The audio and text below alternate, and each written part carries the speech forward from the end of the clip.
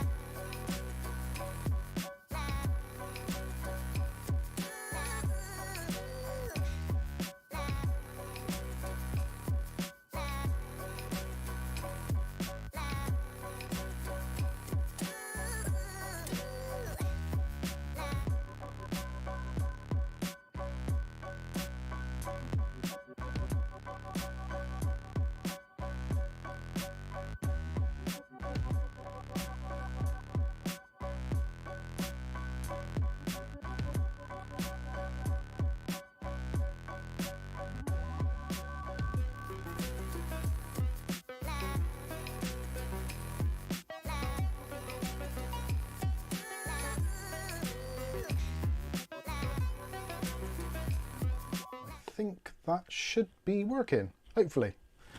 Good evening everyone, Mike here, Mike's Unboxing Reviews and How To. Hopefully you're having a wonderful Saturday evening. It is currently 18 minutes past 8 on the, I don't even know what day it is, Saturday the 11th of March 2023. Hopefully you're all well, fully fed, watered and sat down, relaxed somewhere nice, and hopefully you can actually hear me. So let's do a quick sound check.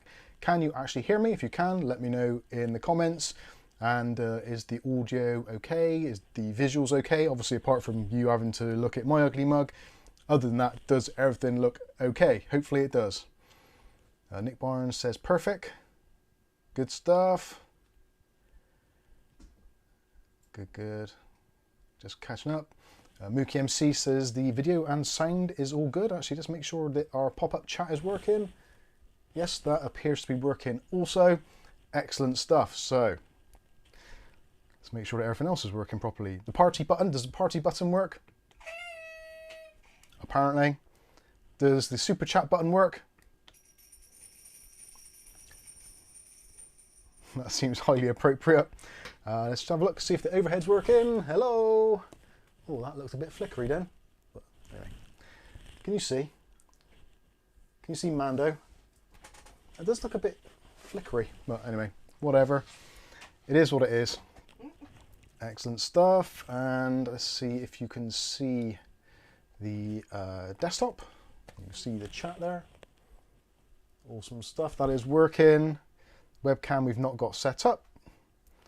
So yeah, I think we're looking good. I think we are. Oh, I can't see the screen now. that's unfortunate. Unfortunate the fact that this Thermaltake power supply comes in such a huge box. Why do they come in such big boxes? I guess there's a lot in there, but I was wondering earlier if these two power supplies do come in the same size box. For some reason, the RGB one, it just seemed like it is huge. It's nice to have an impressive size box, ladies and gentlemen. Take that as you will. So tonight on the stream, we will be going through, doing an unboxing on possibly both of these power supplies. Primarily, we're going to be taking a look at the new ARGB version of the Thermaltake Toughpower GF3 850 watt. For those that are interested, if you are looking for a decent power supply and you want to spend a bit of money but you want a bit of reassurance and you want a 10-year guarantee, yep, just checking, they're both 10-year guarantee, these are really worth looking at. I've actually got one of these in my video editing rig, which is running the 13900K and also a 6900 XT, and it's absolutely flawless and absolutely silent, and I love it to bits. It's great for fully modular, all those kinds of things, and also it's got that new 12-volt high power connector for a graphics card at the point that the RTX 4070 Ti or something similar comes down to a kind of human being level price, in which case we can plug that straight in, or if I win the lottery and buy a 4090, I can plug it straight in as well. So it's excellent to have just one single cable rather than at the moment my 6900 XT has 3 8-pin connectors, and it just looks like a comms box. It really does. There's so many cables going into it. It's just very messy and I don't like it. Anyway, so we will be doing, thanks to Thermaltake UK, a giveaway for the GF3 Toughpower 1000 watt fully modular gold rated power supply. which is worth somewhere in the region of about 200 UK pounds. So this is the announcement. We're not actually doing the giveaway on this stream. The actual giveaway will be happening on the last Friday of this month, which I'm going to have to check what date that actually is. No, that's not working on there. I think it's about the 27th. So the draw will be ending at midday UK time on the last Friday of the month, and then we'll obviously do the giveaway, contact the winner, etc., and we'll be announcing it on the following Saturday stream. 31st is the last Friday of the month. 31st is it. We're still working out the finer details. Thermaltake UK are in the chat, so we've been talking about it and how to go about it. There's all kinds of things, rules and regulations and things that make giving stuff away actually harder than it really needs to be. So we're still working through the finer points, but essentially it's going to be a video which we'll release as a standalone video. You will have a question in the video and you can answer that question in the comment section, and if you get the right answer you'll go into the draw and potentially you could win the power supply. Now that might be subject to change over the next week before we actually set the competition live. So yeah, that is potentially how it could work. Unfortunately, if you want to use something like Gleam.io with loads of questions and answers and different demographics and this, that and the other, and click on this link to enter, click on that link to enter, all that kind of stuff, they basically want about $60, which it seems madness to put $60 into Gleam.io when we could just do it simple, straightforward, and yeah, hopefully one of you will win it. Now there is one slight caveat, which is unfortunate, but it is what it is. As this is a competition being run by ourselves here in the UK and Thermaltake UK, the winner will be a UK address holder. So that is something to bear in mind. I do apologise to any of our viewers overseas, but due to things like customs and also the power supply type and the fact that it's just so bloody heavy, just sending this thing in the post is going to be expensive. So unfortunately, we do have to restrict this to UK residents only. I think that is going to include Northern Ireland as well. I will double check with Thermaltake on that and see if that is the case. I'm not too sure about, do they call it Southern Ireland now? I don't know, whatever. Whatever they call the bit underneath. Potentially that might be included or might be excluded. Again, we're going to have to kind of suss out those finer details. But don't worry, all of it will be sussed out in time. So when the video goes live, this is basically a kind of pre-warning. So if you're one of those viewers which maybe watches the odd video or two and you're not particularly bothered, the one that comes up, if you are interested in winning this, either for yourself or a family member or for an upgrade, whatever, when the video comes out, just check it out, and yeah, all the links and terms and conditions will be listed in the video. So again, massive shout out to Thermaltake UK. They have been absolutely fantastic to us here at Mike's Unboxing. Even Kath's got her thumb up, which... No, I said yes. No. Right. Northern Ireland's okay. Northern Ireland's okay. Okay, excellent. So that's good stuff. But yeah, they are good. So yes, only UK residents. Just having a quick have a look on the chat there. So Dutch Jan says, let Thermaltake Germany send mine then. They are all kind of interlinked in some way, shape or form, but there is some reason behind it. Again, because this is the power supply that you will be actually winning. And also, if you do want to, I will actually sign it. So if you want me to get the old silver Sharpie out and sign it, Mike's Unboxing, thanks for entering that kind of stuff, then I don't know, I might even do that. Yes, my head is swelling just thinking about that. I won't do that. Oh, where's my cup of tea? Sorry, I do apologise. Let's drink my cup of tea. you could put a poppy paw print on it as well. We have poppy paw prints, those are possible as well.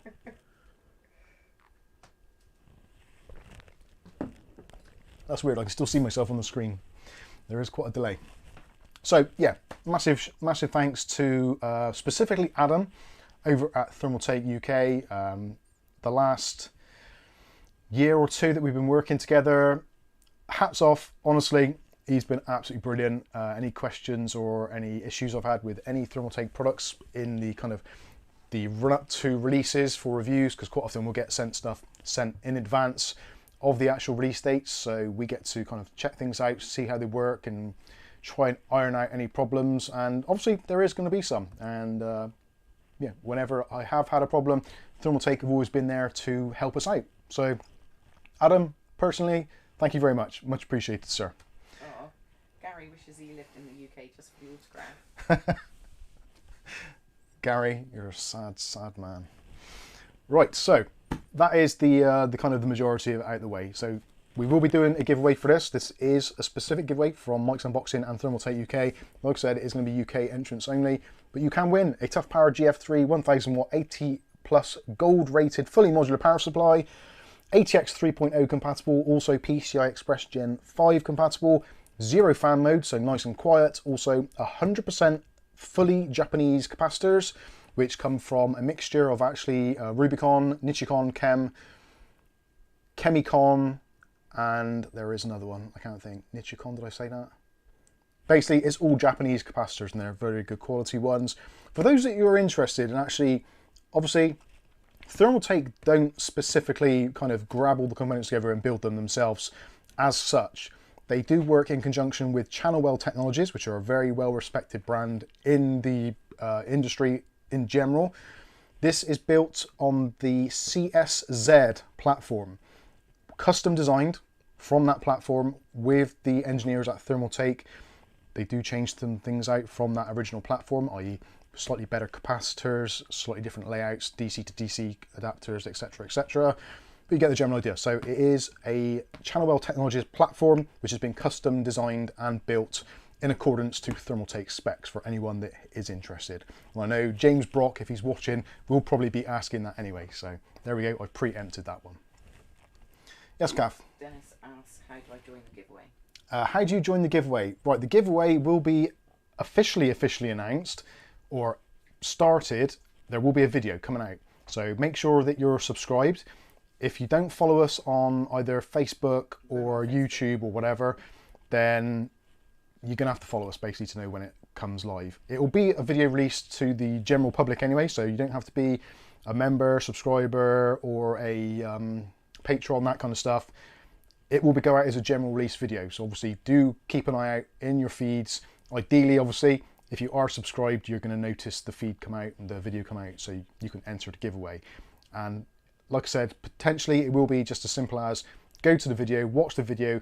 There will be a question asked in the video which you'll need to answer in the comment section, and then we'll take names of everybody in the comment section, put them into a hat, and then if you're a UK entrant and your name is picked out, then you will get this absolutely amazing power supply. Hopefully that answers your question, Dennis. Was Dennis who answered that? Yes.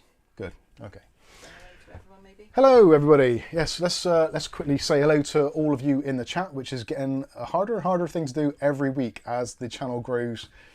So we've got O'Reilly's with us. How you doing, O'Reilly?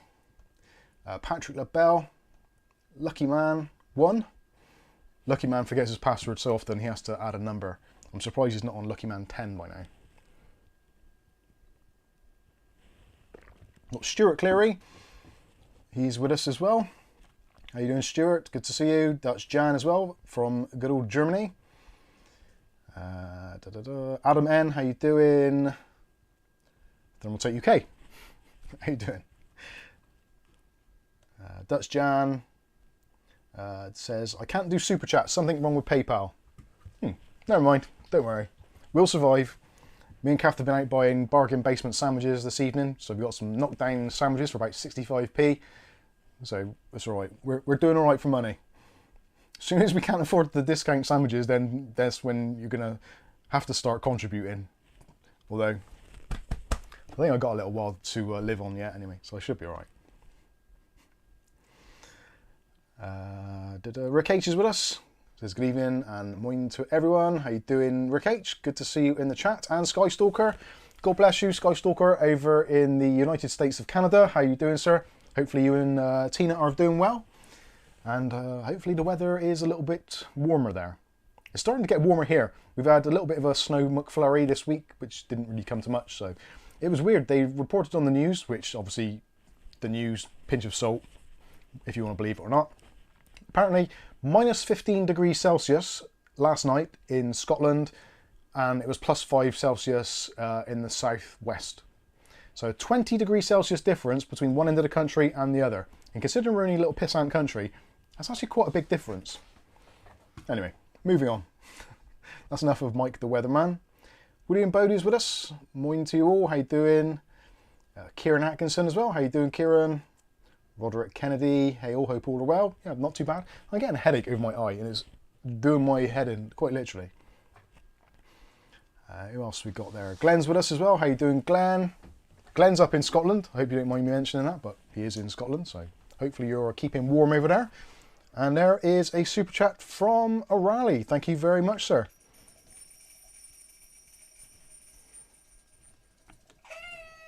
Sorry, very sad, can't help myself. And is there a question along that, or is that just a super chat? Oh yeah, sorry. Sorry, Kath was reading it. Go on, do you want to read it out? No, you can. No, go on, please do, carry on. She's smiling there, nervous smile, love it. Today I had the best 2-course Thai lunch ever for £13. Oh. Very nice.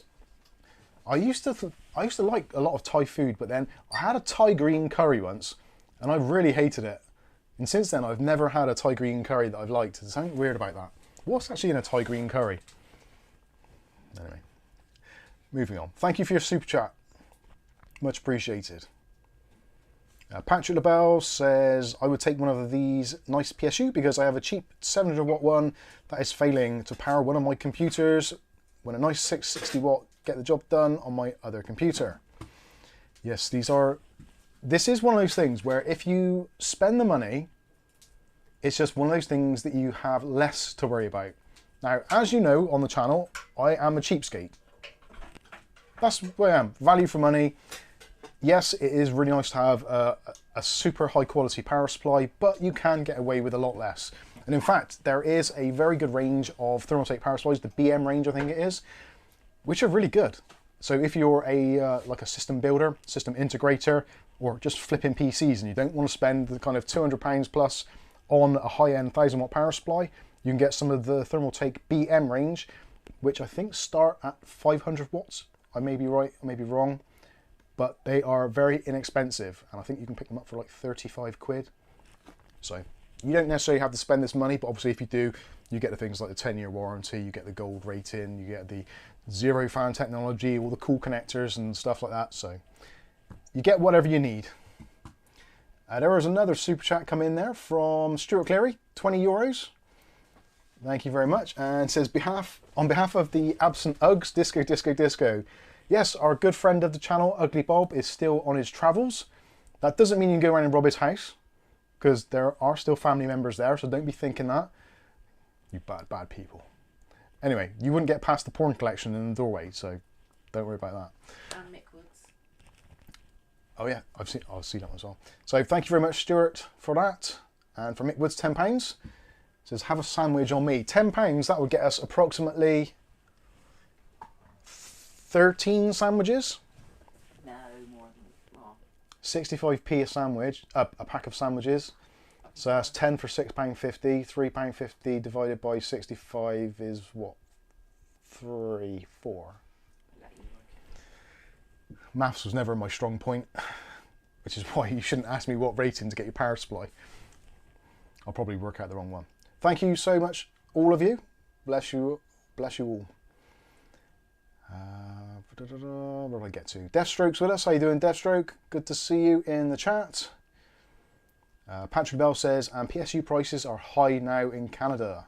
I think prices are high everywhere in general.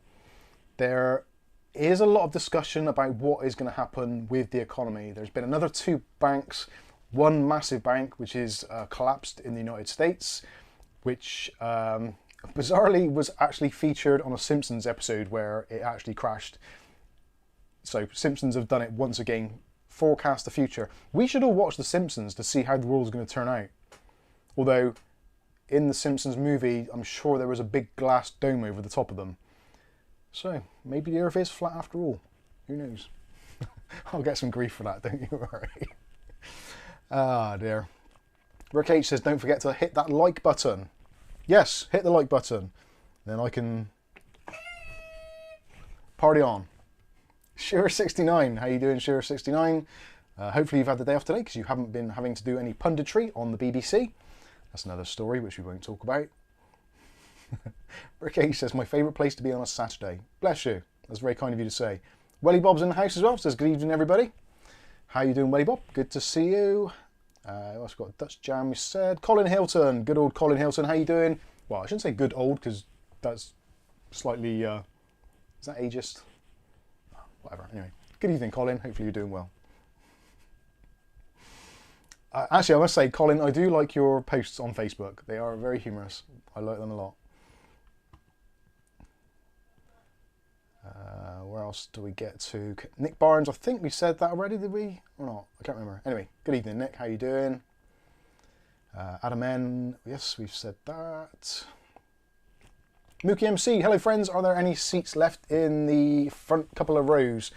To be honest with you, you probably want to sit a bit further back, otherwise you've got to look at this. And you don't want to do that. It's bad enough when I have to look in the mirror. Roderick is with us. I think I said hello. Hugh Luttrell, how you doing, Hugh? Good to see you. And Nicola as well. Says hello from Serbia. Hello, Serbia. My geography isn't great, but I'm imagining Serbia as a cold place towards the top of the Europe thing. I don't know. Let's Talk Canada says, hey, what's up from Oklahoma? How you doing, Oklahoma? I always have flashbacks of Oklahoma. Whenever I hear that name, I always think about when I was at school and my tutor group, kind of head of tutor group or whatever, you know, you have a teacher which you go to in your tutor group and then you split off into other lessons, etc. But she was actually the head of drama for the school. So whenever there was any productions on, she would always kind of cast her beady eye and look at you. And you try and avoid contact because you knew if you made eye contact, you'd have your name put down on some freaking list and you'd end up being, I don't know, a tree or a cactus or something. Was that with red hair? No, I'm trying to think, I think it was Mrs. Evans, wasn't it? Black hair. Oh, Welsh. Yes. You can tell, well, Evans. Yeah, bound I to be. know, but... Yeah. So, yeah, Oklahoma was the final school production in my last year of school that they were doing, and I desperately, desperately did not want to be in Oklahoma. Not the place, because I'm sure it's very nice, but I didn't want to be in the stage production of it, because no, that back then that was not me. Cameras and all that kind of stuff was just not my gig at all. So whenever I see the word Oklahoma, it just sends a little chill down my spine. No offence to anyone in Oklahoma though. Where else are we? Paul Lamont, evening all, just made it in time. Parking was shocking. Sorry about that. Nicholas Barlow as well. I think I've caught up pretty much. Here perfectly, good, yeah, sounds good. So Christ, that's a long time ago. I've talked a load of nonsense before then. Arthur Hasburn, loud and clear, good to hear it. Welly Bob says, looks good, although not a vivid and colourful. Could be my eyes though. Don't know, maybe. I have been messing around with the cameras yet again. Let's see, have we caught up? So I think so. Thermaltake, just checking to see if they've said anything or basically cancelled me. Mookie MC says, I want to thank Thermaltake UK in advance for my new power supply. That is very preemptive, but you never know because obviously we are a relatively small channel, and if it is for UK residents only... Mook is not oh. UK. Mook is not UK? Oh. Mook is with the letter, isn't it? Sad times. I'll shut up altogether. Probably for the best. Deathstroke says, Mookie can have the 1000-watt one, I'll take the smaller RGB one. Matthew Day's with us. Sorry I'm late, dinner timing error. No worries, no worries. Skystalker, let's see. Yeah, if you've got any comments or questions about Thermaltake power supplies, such as these here, or anything else related to Thermaltake, Adam is still in the chat from what I can see. So just do a @Thermaltake UK and I'm sure he will see your messages. And no doubt he's now thinking, Mike, you bastard, I was hoping to just have a beer, chill out, instead of getting questions from all of these lunatics. Welcome to my world. Stuart Cleary says, ATX 3.0 compatible? Ooh, yes, it is very, very nice. Amazing. It is going to be the way of the future. ATX 3.0 and PCI Express Gen 5 is going to be the way things go. I'm pretty sure, pretty confident, that the next generation of AMD graphics cards will be having the PCI Express Gen 5 power connector on them, which is going to change the whole outlook. Matthew Bennett, how you doing, Matthew Bennett? Why is that fading? Oh, there it is. Army babbers, gotta... I can't even read that. Got a couple of Thatcher's Goulds on. Goulds! Goulds is short for gold. Or golds and golden, whatever. Yes, sorry, I am a little bit on the old Bristolian side at times. Cyberclue's with us. Rakesh, how you doing as well? Thomas Mark is with us. Dom sent us over a processor this week, which we've been, well, say sent over. I bought a processor off Dom, very good price, thank you very much, on our Discord. The 5700G. What an amazing little CPU that is. Or APU, I suppose I should call it. Been having some fun with that. Video coming out shortly. Really surprised me actually how much you can squeeze out of the 5700G for like ITX, mini builds, that sort of thing, or just something which you don't want it to use a lot of power. That older monolithic die from TSMC 7nm process, rather than using the chiplet design. Chiplet design is good because it's kind of modular, so you can just add chiplets. But there is something to be said for that monolithic die where you can get power consumption right down to like 5 watts. I was using the processor like 5 watts idle just on like a YouTube video or something. Absolutely cracking. So if you're looking at mini ITX systems or some sort of media center, 5700G is basically the fastest APU that there is. It is great. It's a very good little CPU. Lucky man starting a bid on eBay for an autograph. I might do that for a laugh. Paul Lamont says subtitles are available in the foyer. Mook has asked a question. Strange question, but because I have a standing desk with the PC on my desk, I try to limit the weight. How much do these power supplies weigh? That is a very good question. I'm not entirely sure of the weight. I'm not sure if it actually states it on the box. I'm guessing you mean power supply and all cables. If I give you the worst case scenario, if Kath, can you get the scales for me, please? No. No? Of course I can. She says no. Computer says no. I'll take my phone 'cause it's switched. Unless Adam gets in there first and says what the weight is. There is a link in the video description, so if you scroll down, there is a direct link to, I think, did I put a Thermaltake one in or did I put an Amazon one in? I can't remember. I've got to work on the links after we finish the stream, but it doesn't say. I'm going to guess for the whole package, it's got to be 2 kilos, I would have thought. Game up, mates. Error. You need the bathroom. So that's over 2.5, well, yeah, about 2. I'll do the power supply on its own. It's about time we took it out anyway. Actually, if I put that to one side for now, and we can do this properly. Me do something properly. Who'd have thought of it? That's Jan asked a question. Stupid or not, trade 360 AIO for a Dark Rock Pro. Doesn't sound that unreasonable. I like 360mm AIOs. I don't know why. I just do. Right, let's have a look inside the box, what we get in this. Is that going to be framed up? Let's have a look. If I can remember how to use a Stream Deck overhead. There we go. Oh, and I've still got that darned question there, so let's clear that. There we go. You can see, and you can see my cup of tea as well. Awesome. So what do you get in the box? You get a Thermaltake instruction guide, manual, etc. Get a load of styrofoam to protect it, so at least it's not going to come to you in multiple pieces. This I like a lot. The fact that they actually package it in like a little sleeve to keep it all nice. Jesus Christ, that's heavy. I forgot how heavy it is.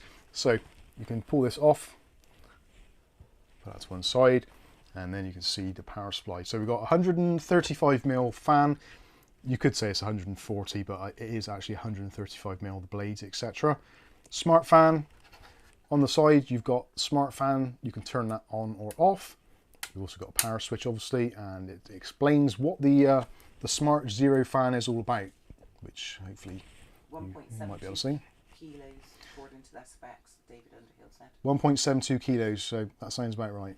It's a nice tight box, Adam said. It is a nice tight box. So you've got ventilation on the bottom. Got ventilation on the side a little bit as well. You've got loads of ventilation on the back, a little bit more on the sides, and on this side you have got all of your connectivity, of which there is many options. So you've got the lovely 12 volt H power or high power. So that's your 16 pin or 12 plus 4 for your graphics cards, which will deliver up to and including 600 watts of power to your graphics card. You've also got a bunch of CPU or PCIe connections there. So you can use your 8 pin or 4 plus 4s, 6 plus 2s, etc. Plug those in there. You've also got a couple more at the bottom there, so another 2.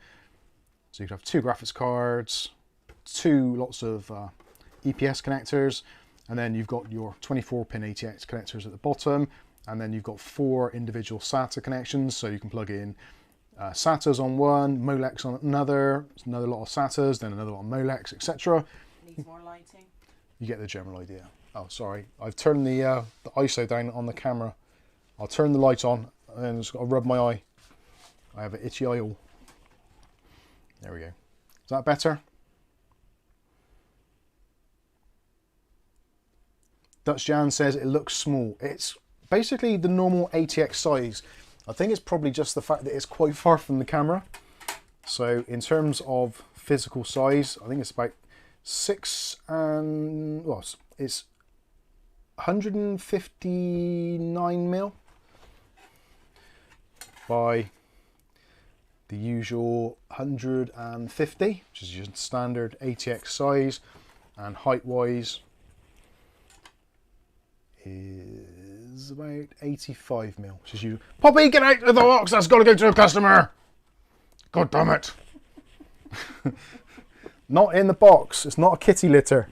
Oh, she wouldn't use it for that. Bless your heart. So bad. The winning power supply person may actually get Some poppy hairy leg. they may get some poppy hairs in there, so if you want to clone Poppy, have your very own little Poppy, then you can do. So very nice looking power supply. I like the fact that they've actually put the writing on the side, so if you have it in the kind of fan down option, it's up the right way, and if you have it fan side up, it shows the right way. Probably not explain that very well. So there's the fan. Obviously, if you have it fan facing up, intake and air. Don't blame you. Right, let's pop that back in its little sleeve. Come on, get back in there. As a general question, actually, for you guys in the chat, do you... Oh, I put it in the wrong way. Do you appreciate it, the fact that companies take a little bit of extra effort with slightly more premium products in terms of packaging? I have recalled many times in the past where I've received something and it's had very elaborate packaging, but it hasn't had any real bearing or impact on the product itself. So it seemed almost pointless. So I'd be interested to see what your thoughts are. Do you think it's a nice thing to have, or is it a little bit much? Again, cat's hairs, do apologise.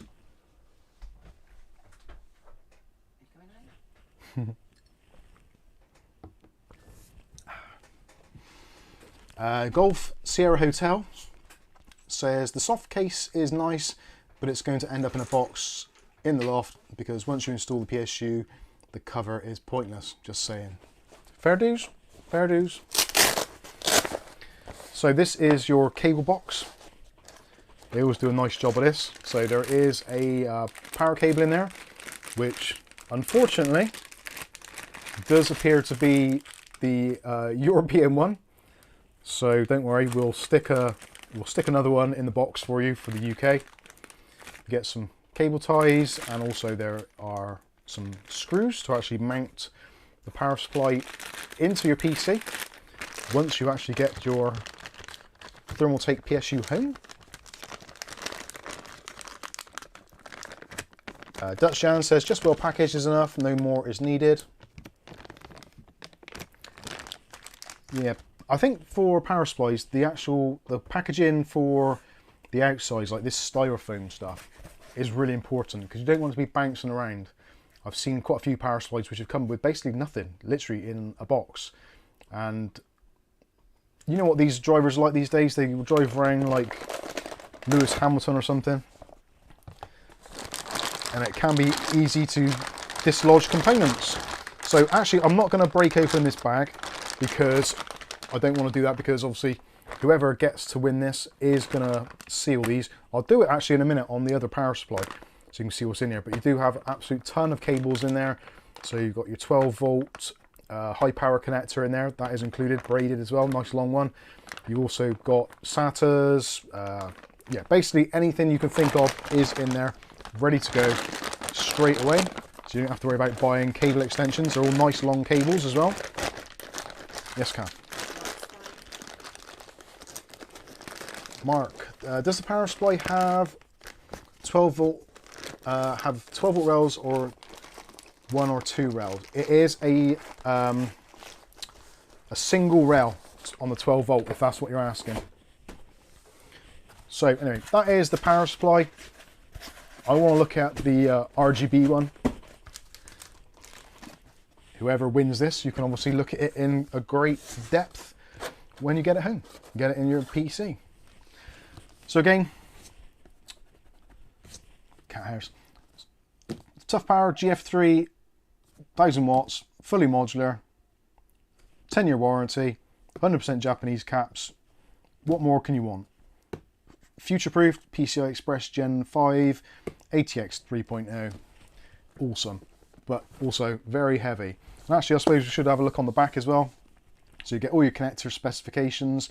If you want to see this in slightly more detail, we did do a version of this video with, I think it was the 1350 watt, which is kind of effectively the same thing, just this is a slightly lower wattage. So on the 12 volt rail, you got 83.5 amps, which is, yeah, it's a lot of amperage, an awful lot of amperage.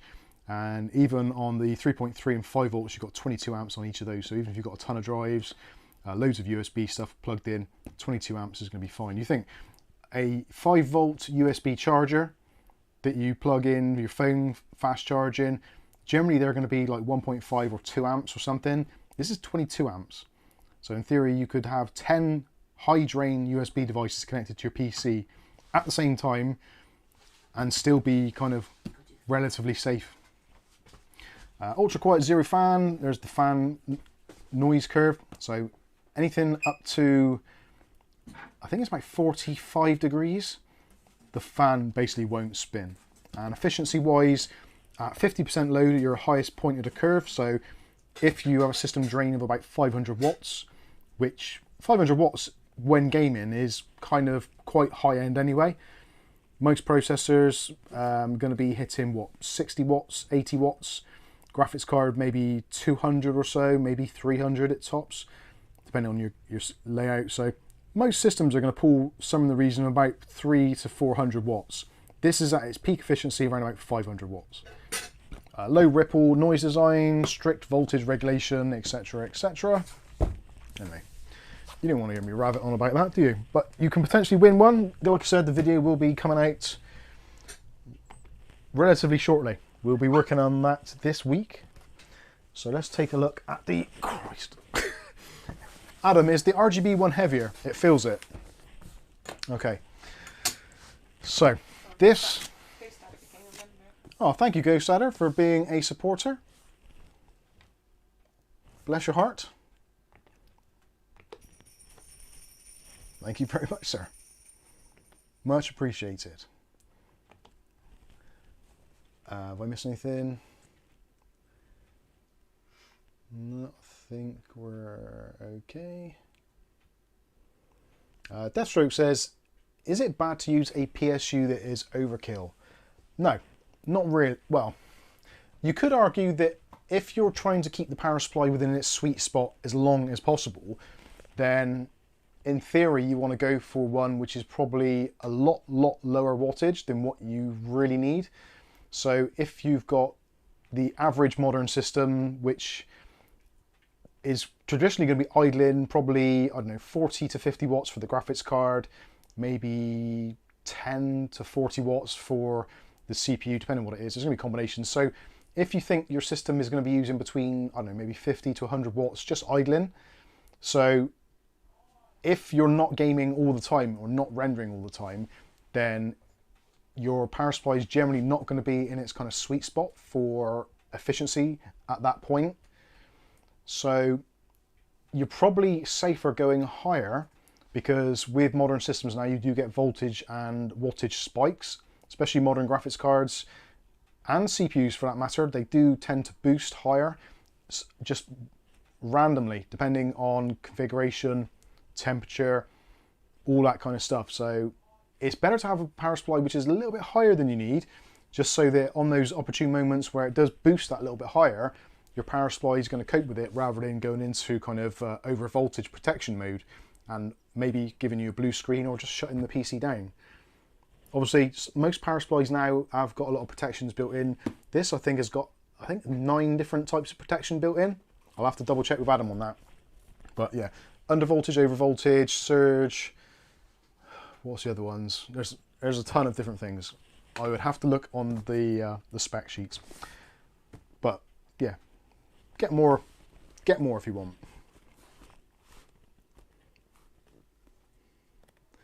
James Brock says, public service announcement, I am not on the AMD GPU bandwagon, y'all. Because I am now on.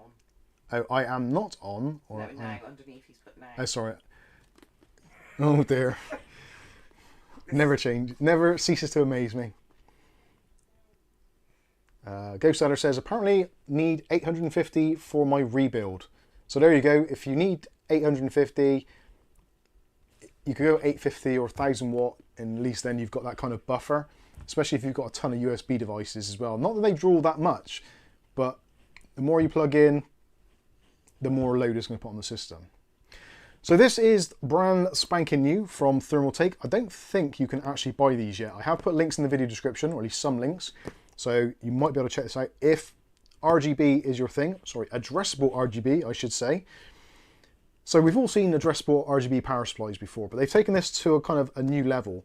So you can connect this up to your motherboard and you can sync it directly from your motherboard. So MSI Center, ASRock, Mystic Lighting, RGB, Fusion 2.0, etc. Basically, any of those 3-pin 5-volt addressable RGB signals it can work with.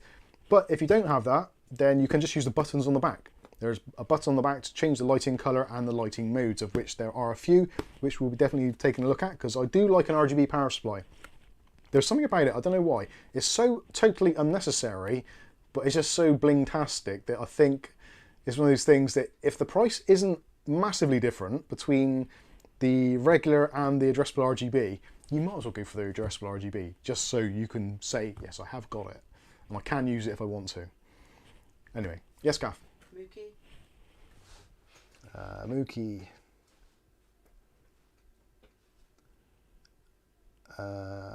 Mookie says, these power supplies do not connect to the motherboard by USB and have software. Correct. The fan speed is based on the amount of power draw. Yeah, they're totally autonomous, so you don't need any software installed. Obviously, for the RGB side of things, you can install software to take control of it, but it isn't entirely necessary. There isn't a specific piece of software that monitors things like voltage rails, etc.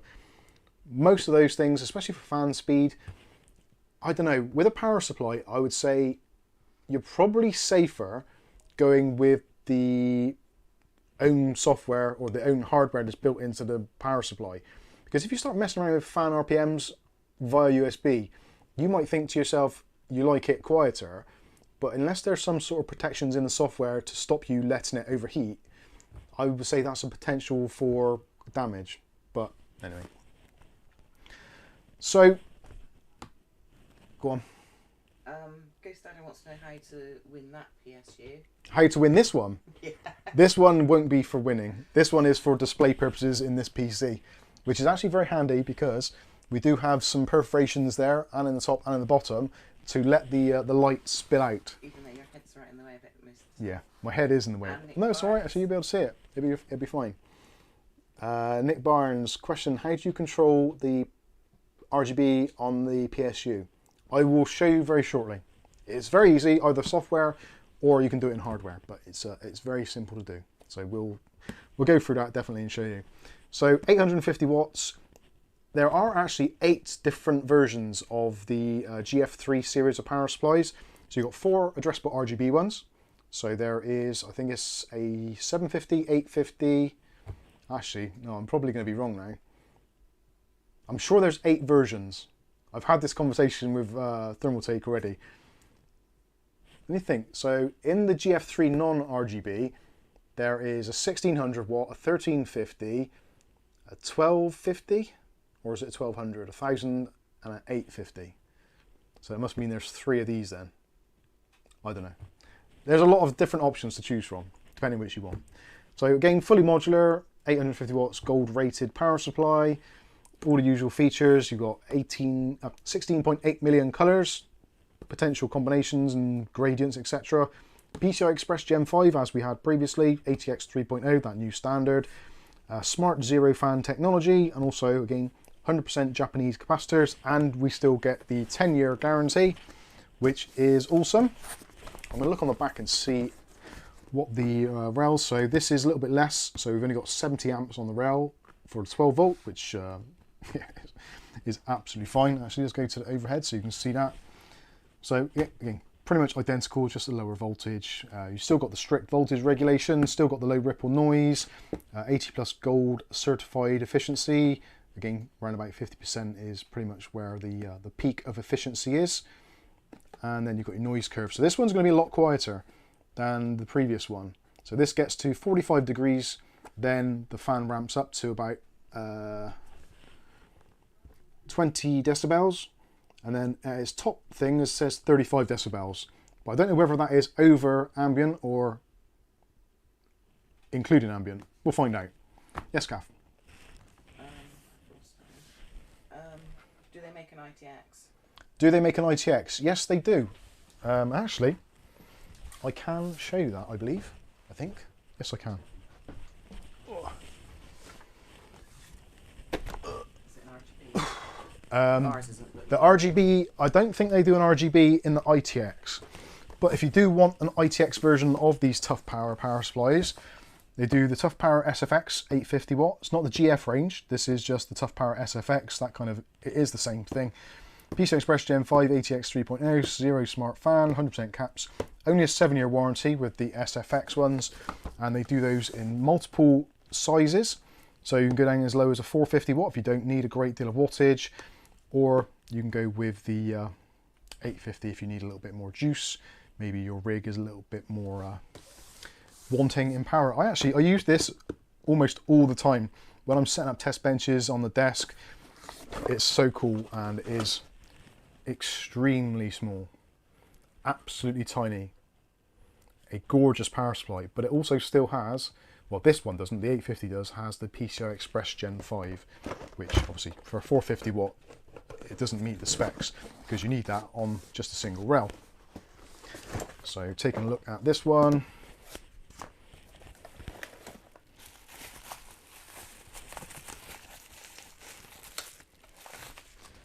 so there you go, there is your, there's your 12 volt high power. So even if you do want mini ITX, you can get this cute little bastard.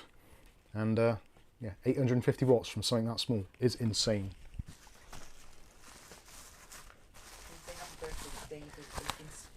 Happy birthday, David Aitken's dad. Papa Aitken. How are, hopefully you're enjoying your birthday. And hopefully you're not having to pay for the meal. I know what Dave's like. I'm only joking. I can't see your face. Yeah. Lucky for them. There we go. So let's get back to the main one. So there you go. Yeah. Thermaltake got tons of options, and pretty much, from what I can tell, almost every single power supply they make is designed. Yeah, it is. Yeah, I don't know why it's done that. It is going like 3 frames per second or something stupid, isn't it? I've done something to the camera. Actually, I'm going to turn it off and turn it back on again. Have you tried turning it off, turning it back on again? I haven't, but I'm gonna. I think what I've done is I've just done something wrong. Let me see. Oh, sorry, I'm moving my hand, but you can't. Sorry, see, let's see the overhead. Right, I'm gonna have to fix that because that is annoying me. So HDMI 2. Kieran misheard. Happy birthday, Dave. Oh. Dave's dad. Yeah. Happy birthday, Dave's dad. I don't know why it's doing that. I've clearly done something wrong, but it is a bit like you're moving really fast. Yeah, I did something to the camera earlier, and Like you move fast. let's see, what's the record quality like? So 30 frames per second, yeah, that's right. I have changed the setting, and I don't know what it is. I was trying to do this before I started filming. Where is ISO? That one. There is something about frames per second. Auto. It's a bit boring, Babs. Nick Barnes' question. I assume if PSU has the latest GPU power cable, then it can't be used on previous GPUs. Yeah, because you still get the cables included for the other. Is that better? That's a bit smoother, isn't it? I don't know what I've done. Speed. Yeah, it is the shutter speed, isn't it? What setting's that? 30 frames? Yeah, that's better, isn't it? Smooth as a baby's backside. Not that I say baby's bottom. Oh, come on. Oh, sod it. I'll leave it. Right. There we go. Sorry. I am... Oh, have I broken that now? No. Oh, sorry. That was a flashback from just now. There's such a delay on here. It's ridiculous. Dear. Right. Yes, power supplies. Sorry, yeah, Nick Byams. I assume if the PSU has the latest GPU power cable that it can't be used on previous GPUs. No, you do get both lots of cables included, which we'll go through now actually. Let's unbox this and see what it's all about. So it's going to be obviously pretty much identical to what we had last time. So you're going to get your what's it called, instruction guide. Basically it's going to be kind of the same. You still get all these nice little touches, such as the, oh my god, this feels heavier than the last one. RGB adds frames per second, but it also adds weight. I don't think it does. No, nothing else in there, so let's take that out of there and we can put this to one side. Because I am very, very looking forward to putting this in my PC. I am actually going to put, as a test, just to make sure that people know that it can be done, I'm actually going to use an SFX power supply in my big PC. Somebody said earlier, their wife uses those bags for their makeup. That's a good idea. You can. If this is going to be your power supply or whatever, you can use it for whatever you want. So this is one of the slightly more important cables. James Broxall. Cheers, James. This is your kind of like your RGB cable, which is actually quite nicely braided. So you've got your 5 volt 3-pin addressable RGB. The other end plugs into the power supply, which let's have a look at that now. So this is the power supply. Oh man, that is lovely. So you've got 9-blade 135mm fluid dynamic bearing fan in there, which is always nice to see. Same sort of deal on the side, so you've got a little bit of bit on the side. So in theory, that should let some RGB out on the sides as well, I'm thinking. We'll find out shortly. I'm not sure whether you will or not. On the back, so 12 volt H power. Actually, that looks like it's clearer than it was on the previous one. Am I imagining things, or is it? That looks like it's clearer. Let me zoom in. There we go. So 12 volt high power, so your 12 plus 4 pin for your RTX 40 series graphics cards, and also the 8000 series from AMD. Then you've got your CPU and 6+2 PCIEs, so you've got 1, 2, 3 of those there.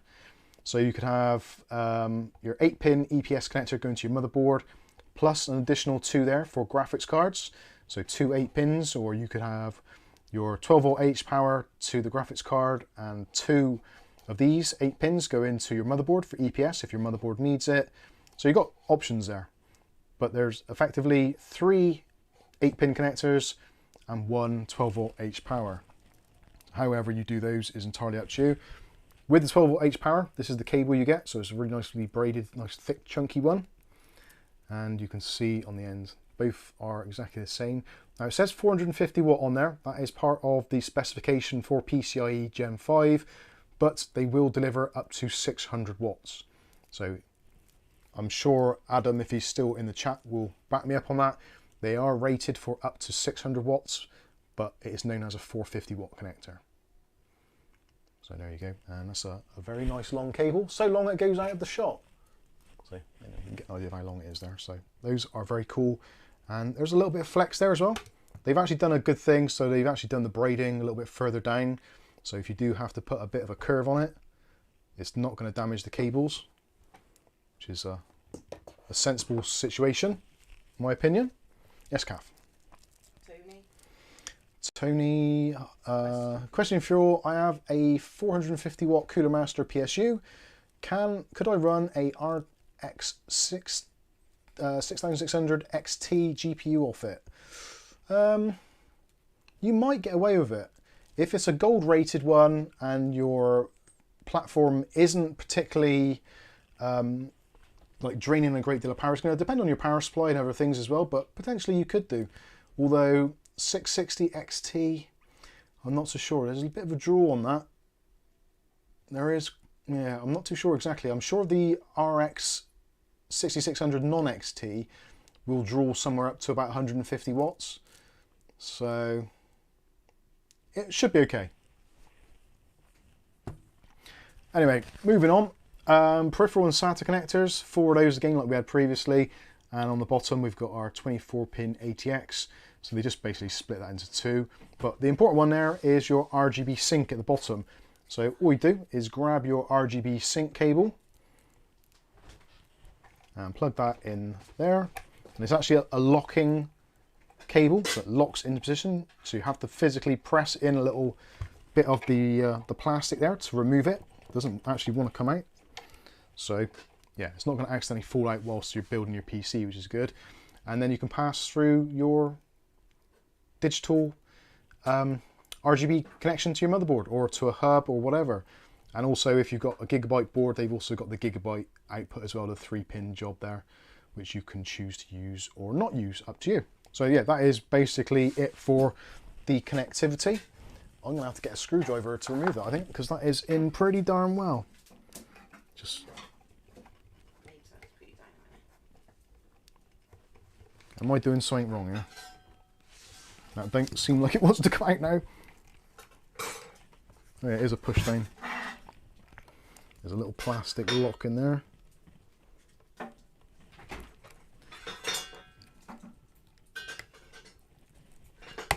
There we go.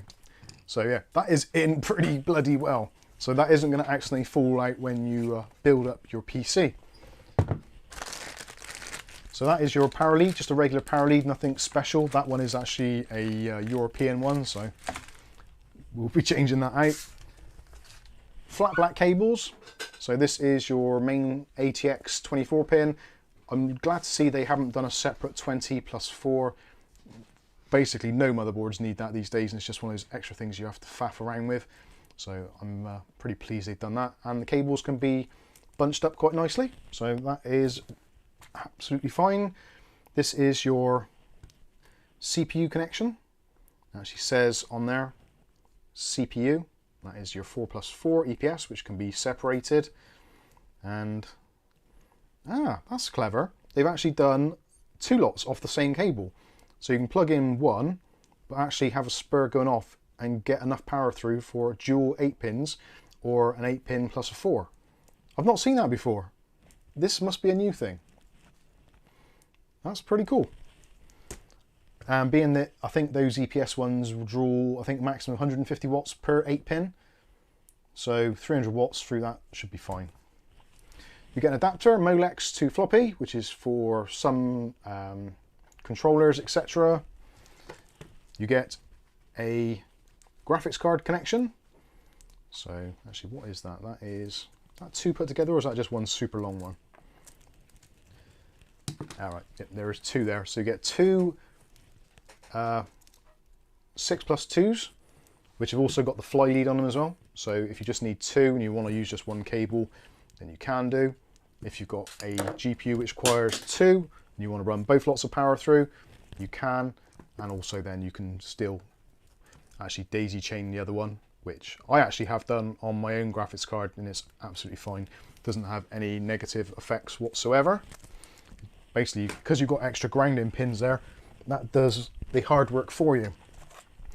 Molex connectors, 4 Molex on there. Then you've got SATA. There's 4 SATAs on there. Then there's another 4, so you can connect up another 4 drives. Or if you want to go really to town, you can plug in another. So you've got 12 SATA cables there. So if you're running some kind of server system, then yeah. I don't know why you'd want 12 SATA. I would have much rather seen 2 of those and maybe ditch that and have something else in here possibly. Maybe, I don't know, there's not really anything else you could want really. Yeah, so it's more cables. If they get damaged, it's handy to have. So anyway, that is the power supply. On the back there is the cool button. So you've got a color button, so you press that to change color of your lighting. You've got a mode button, so you can go through the 7 pre-installed modes. You've also got your 0 smart fan switch. You can turn that on or off, so it does explain what that is actually on the power supply there. So smart 0 fan, if you have it in the on position, the fan does not operate if the PSU is under a specific temperature. So that is basically its kind of silent mode or semi-passive mode. If you turn it off, it just goes into the normal silent fan operation. So it will spin from the minute you turn it on, but it will spin very slowly and it will be heat regulated until you get to a certain temperature, and then it will ramp up. Yes, Kath? Ghost Adder, have you ever had any cable extensions, Mike? Are they generally safe? I have got cable extensions and I've actually used them this week, funnily enough, and they're probably going to be towards the top of my, yes they are, the top of my junk cabinet. So the reason why I've actually been using these this week is because the 850 watt Thermaltake SFX power supply, this one here. Long camera, is it? No, it's overhead still. Oh, right, okay. Just there's a delay. So I've put this in my main PC, but because it's an ITX, it's got ITX cables. So I have used these extensions to basically get some extra length onto the cables here, which is a pretty smart way of doing it. These ones are from Cable Mods. They're a bit older now, and as you can tell, the plastic is getting a little bit, yeah, starting to fall apart a bit. The plastic has gone, but in general, they're okay. I did find that actually working out which one of the cables is the graphics card one and which one is the CPU one was a little bit hit and miss, because they're molded both with the regular kind of 8-pin. So there is that to consider. But other than that, as long as you go for a reasonably good brand, I don't think you can go too far wrong. I would potentially maybe consider not going with some of the cheaper Chinese, like generic ones. Some of the other ones, such as like your up here's and stuff like that, would probably be okay. But I probably would avoid them. The cheap ones, just in case. Because if you've got a really nice system, why cheap out on cable extensions? Because they are what powers everything. Yes, Kath? Nero. Hi Mike, I have a question. What air coolers are best to use for AMD Ryzen 5 5600G? Depending on your size and what kind of room you've got, actually, probably at the moment, one of the best ones in terms of pricing, if I can grab it, is the that one. The ID Cooling SE214XT ARGB. About £20. Does a very good job, looks very nice, easy to install, can't go too far wrong. Other than that, there are going to be kind of other similar ones. You've got the Fuma 2, if you can pick one up cheap, they're pretty good. Let's zoom back out a bit. Oh, there we go. Right. Let's go back to the main camera. Right, let's pack this stuff away, and actually we're going to fire this up so we can see what the addressable RGB looks like. And then we're going to take a look at the portable touch monitor from Winmax. Oh, sorry, Wimaxit. Is it Wimaxit? I've got the box in front of me, I should know this. Wimaxit, yeah. They have some strange names these days. The Wimaxit is a very similar situation to this power supply. Well, not this one, the other one. The giveaway is for in a week's time.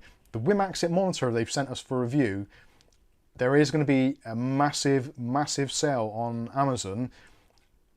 They're calling it their spring sale. So from, I believe it's March the 27th to April the 2nd, there is going to be an absolutely massive blowout sale on amazon.co.uk, potentially around the world as well. So there's going to be a lot of really, really cool offers happening. So yeah. What, on everything? I think it's going to be on most things, but Wimaxit specifically have said, if we do the review, put the links in the video, when the video goes live or during the Amazon sale, not only will they be doing a voucher code for us, you can stack codes. So there is going to be another code which is going to be part of Amazon's big sale thing. So potentially, yeah, you could save a lot of money. So if you are on the fence at the moment about buying stuff, I've said this to quite a few people recently, is if you're not too sure and you're a bit kind of like, and it's payday or near payday, I would certainly hold on just a little bit, because it does appear that there's going to be some particularly big price adjustments, especially on Amazon, that we know of. Other manufacturers that I've been in touch with and we've spoken with, and even just Amazon sellers, they've all said the same thing, that there is going to be a big spring sale. And it might not be just Amazon. So generally a lot of them do, because you've got the bank holiday weekend, you've got Easter and all that kind of stuff. We've got Mother's Day next Sunday. So the week after is like, is Easter the next week after that? So you've got bank holidays and stuff. There's always sales on around about the Easter weekend anyway. So we can take a look at those. The ID cooling fan is the exact same one I have. It is an absolute gem. I paid 22 for it, and it just does the job. The ID cooler is good. It is very good. I don't think... Tony. Thank you, Tony. I can't believe I still got this horrible ketchup and mustard power supply. It is handy. And I should say thank you, actually, because it was sent to us in, because somebody said, oh, I've got loads of stuff I don't want. Do you want any of it? Or I'm going to chuck it in the skip. So yeah, don't chuck it in the skip. Let's have a look. Kev asked, would you choose the R5 3600 or the R5 4500? I'd probably go with a 3600. Depends what motherboard you're going for. If you're going for a motherboard which can support PCI Express Gen 4, then get the 3600. If you're getting an older B450 board which doesn't, then you might as well go for the other one. And can you read while bills? Yes, so we want that off. Right. Do not say it, otherwise we'll be divorce proceedings.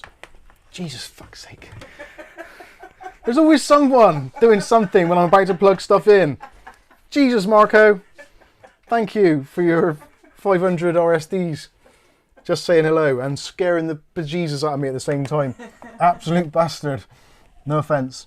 Thank you very much. Oh, I can't find the hole now. This is where I get electrocuted.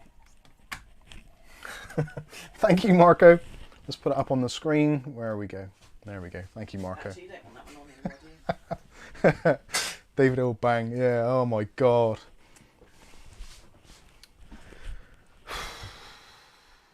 I wish that didn't happen every single time.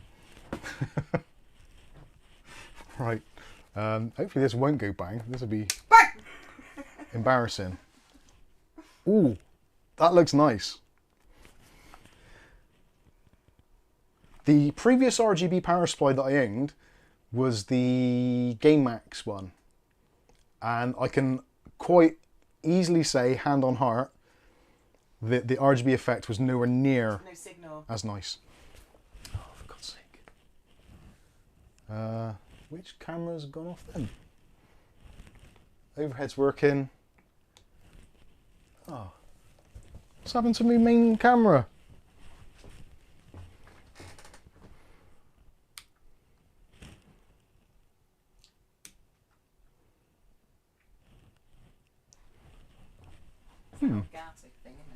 There we go. There's something definitely screwy with our electrics down there. Whenever I plug anything in on that end socket, something always goes wrong. Sound without picture, sorry. Pro streamer. I get that sometimes. I get the picture of Kath the gets sound. picture no sound because she can see me, but I don't say anything. So she's asked me a question. I'm like, just working away in my own little zone. Super chat killed the main camera. They know you there. Elgato Fruit to Gain. It's that extension lead. I should get rid of it. Although saying that, whenever I change that socket for something else, something always breaks. I might have to get an actual electrician in. Anyway, so this is the ARGB, and I'm not sure if you've heard what you heard previously, so I'll reiterate it again for those. It actually moves quite a lot of air. Actually, if I put it into smart fan mode, that should turn the fan off because it's not actually drawing much heat at all, David which makes it silent. Years ago, I plugged in a PC and the lights all went off. Turned out it was a total blackout across the town due to Storm, the ex-wife blamed me. Excellent. So, this is the addressable RGB. I think that looks really nice.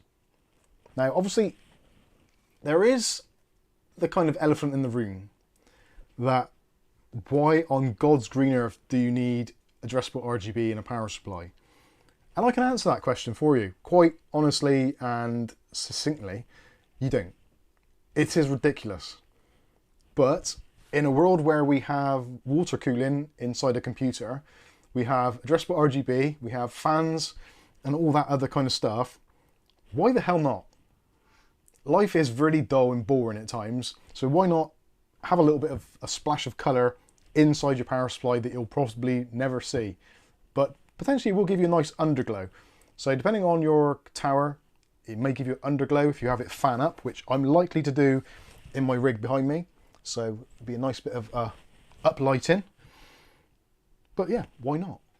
If it doesn't add too much to the cost, and it's something that you can actually turn off, then I say why not? Just do it. Let's see what the colours like. Kath's got her hand up again. Gers. Question. Oh, question. Currently have an RX 6600 and a 5600 CPU on a B450 board. Is it worth upgrading to a B550? No, not really. You are missing out a little bit of performance from the RX 6600 because that is a PCI Express Gen 4 card. You are going to be missing out a little bit from the processor as well, but depending if what sort of B450 board you've got, if it's a decent-ish board, the amount of money that you'd have to spend to get a decent B550 to replace it, you're not going to get a huge amount back for your investment. If you intend to change your storage as well to PCI Express Gen 4, then that might be something which would swing you a little bit further, because ideally, if you've got the bandwidth there, you want to make use of it, don't you? But it depends what board you've got, how good it is. If you can sell your motherboard and get back probably 90 to 80% of the cost of what your next board is going to cost, then yeah, why not? It makes a lot of sense. But you don't always saturate the bus entirely. So yeah, it's a very kind of loosely open-ended question, really. Personally, for me, if the system was running fine and I wasn't noticing any massive frame drops or spikes or anything, then I'd probably leave it as it is. But it is up to you. Although saying that, if you're just one of those people like me that likes tinkering with stuff, buy a board, swap it out, and enjoy the process. So what this in the whole PC thing, that's what this is all about, really, isn't it? Obviously, things like addressable RGB in a fan, in a power supply, which you might not ever see. It isn't the fact that it has got RGB, it's just the fact that, yeah, I like RGB. It's cool, buy one. More frames per second. You do get more frames per second with RGB, guaranteed. So we've got mode buttons and color buttons. So let's go through the modes and see what those do. So you had your rainbow puke. Now you've got your kind of like Aurora sync, I think is what that sort of thing is called, like your color cycle, I suppose you'd call it. Then you've got kind of like another version going through various other colors as well. It's quite nice, like a swirl effect. Then you have got your pulse. Don't forget to check your pulse, make sure you're still alive. And then you have that just going to be single red? Yeah, so I suppose that's going to be a monochrome one, or a mono or single colour. Then we're back to rainbow puke. So if you press the button on the back, you then cycle through all your different colours. You can choose the static, so you've got red, yellow, green, cyan, blue, magenta, white, and back to your rainbow puke. And you can choose that through the various colours, or you can turn it off altogether. That's boring, isn't it? That is boring. Then you can go back to rainbow puke. And actually the rainbow puke one, you can get it to rotate in different directions. If you press and hold it, does it do anything? No.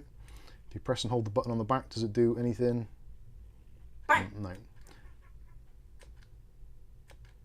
But anyway, you get the idea. It is an addressable RGB fan inside of a power supply. So if you like your RGB, you can change the colour and not have to worry about voiding your warranty because you've taken it apart to stuff an RGB fan inside of a power supply. And actually, in terms of noise, obviously zero fan, it is silent. Turn it on. Try and be as quiet as possible.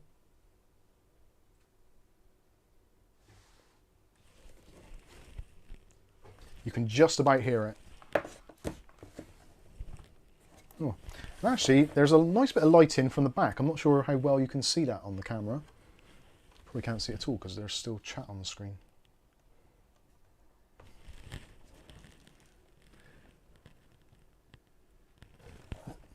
William Bode is a bit worried about his care package being over a month now. Yeah, I think it's still stuck in Germany, from what I can tell. I have been checking on it, William.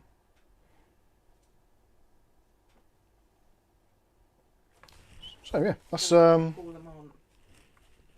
like this. I like RGB, you can tell. Look, it cheers my day up. I'm definitely going to be mounting it, I think. I don't know, I might try it both ways. I might try it face down, because it would be nice to have a little bit of underglow there, because I've got the white on the bottom as well, which is reflective. So that might be nice to have a little bit of extra glow there. It isn't necessary, it is purely cosmetic. The real key thing is basically having a power supply in your system, which isn't going to fail on you. Well, anything can fail, but it's unlikely to. It's going to have a lot of wattage, going to be future-proofed, and will handle spikes in voltage and wattage easily, which is what the ATX 3.0 basically spec is. So effectively, every connector, whether it's SATA, whether it's PCI Express, whether it's the CPU one, as far as I know, from my brief looking at it, the ATX 3.0 standard, as well as many other things, is basically designed so that it will handle double what the rated connectors are meant for. So if you've got a 150 watt connector, it will take a millisecond spike of 300 watts and not destroy itself.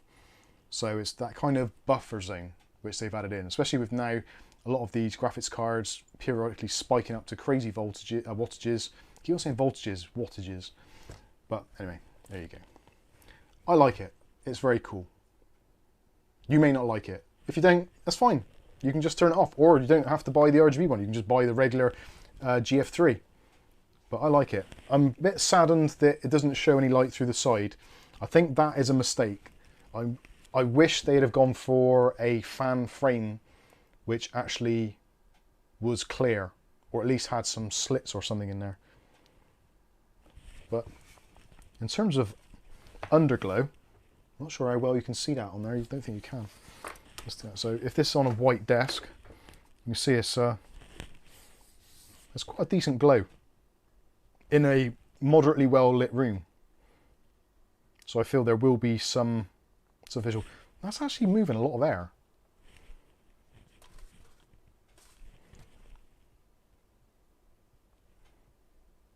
And it's only at the kind of its lowest setting at the moment, I guess.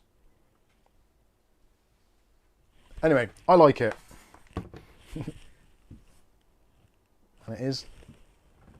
If we get really close to it, you can just about hear it. But then I think that's vibrating on the desk more so. Does Thermaltake sell an all-glass case? Thermaltake don't do an all-glass case, but they do a case which is basically like a frame case. So that is the... I'm trying to think the name of it now. It's the something 3. Is it a P3 Pro? There is one they do which is basically like a showcase. So it's got a metal base, metal back, and the front and the top is glass, and the side... Yeah, and there's a P3 Pro, I think, which is the new version, which added a new fan mounting on the front of it. Which, again, something like this is going to be perfect for it, because you can do vertical mounted PSU, you could also do a vertical mounted GPU, and then be able to see it all. I did kind of want one to go there at one point, but I don't know whether it's a little bit too open for what I do. If I didn't have cats and stuff, I probably would go with it, but I think it's a little bit too open for if you've got pets. The wood burner's probably worse. Yeah. Nick Barnes says, Mike, if your PSU shroud without window, you wouldn't see RGB from side. So if you Oh, right, yeah. Yeah, I see what you mean. William Bodie says, Q, can you change the fan to another RGB fan? I wouldn't have thought so. It'd be interesting to see if it is just a standard PWM fan. I'm guessing it won't be. Generally, most of them tend not to be. What I might do when I do the review of this, the full review, I might take it apart and actually see what connectivity is in there. But I'm not going to do that in a live stream because people will be moaning about electrical dangers and capacitors holding voltage, etc. So I will need to have it turned off for a little while to let it discharge, etc.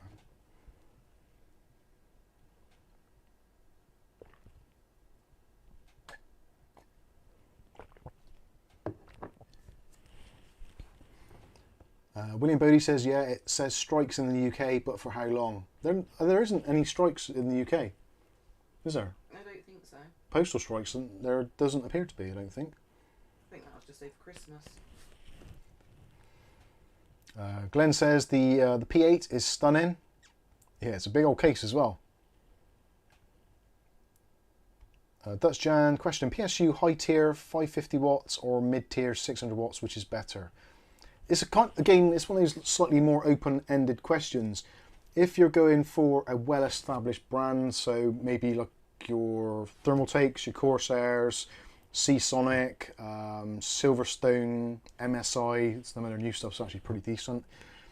If you're talking about those against the kind of things like maybe your Aerocools, I'm trying to think of some other cheaper brands. It's difficult to say really. It's more to do with what if it's. I would go for a 550 watt gold over a 600 watt bronze. It's kind of the wattage as well is going to be something which, depending on the individual power supply, they don't always report them accurately. So a Corsair power supply, sometimes they will, especially on their lower end stuff, even if it is a gold rated, they will include the 3.3 and 5 volt rails into the overall rail availability to give the wattage. Whereas like with this, actually, let me see, where's the box? So with this on the back of the box, let's get the overhead on, if you can see that. So if you times 70.8 by 12, what do you get? It's going to be like 80, well, 12 sevens are, oh God, I've completely gone a blank. 84, isn't it? Yeah, 84. So the 0.8 amps on there is going to give you your 850 watts.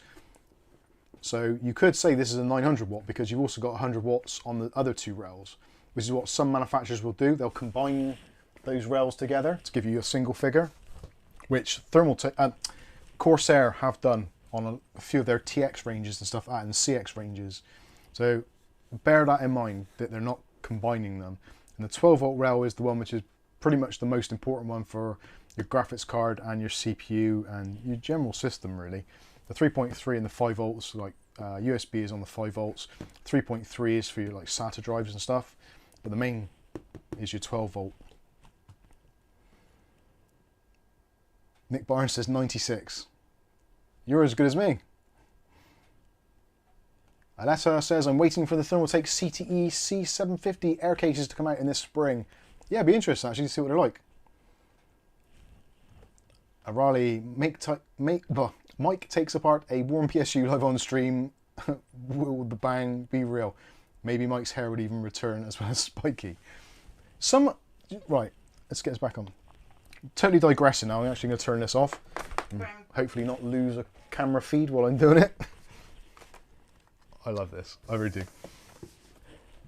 It's rare that I actually, these days, get genuinely kind of quite excited about a product. There's a few that I do, but it's a rarity. And some of them surprise me, actually. But this, I think, is one of those ones where it is actually like, okay, it's very sad. I know it is. But it's RGB. It's cool. I like RGB. I think it's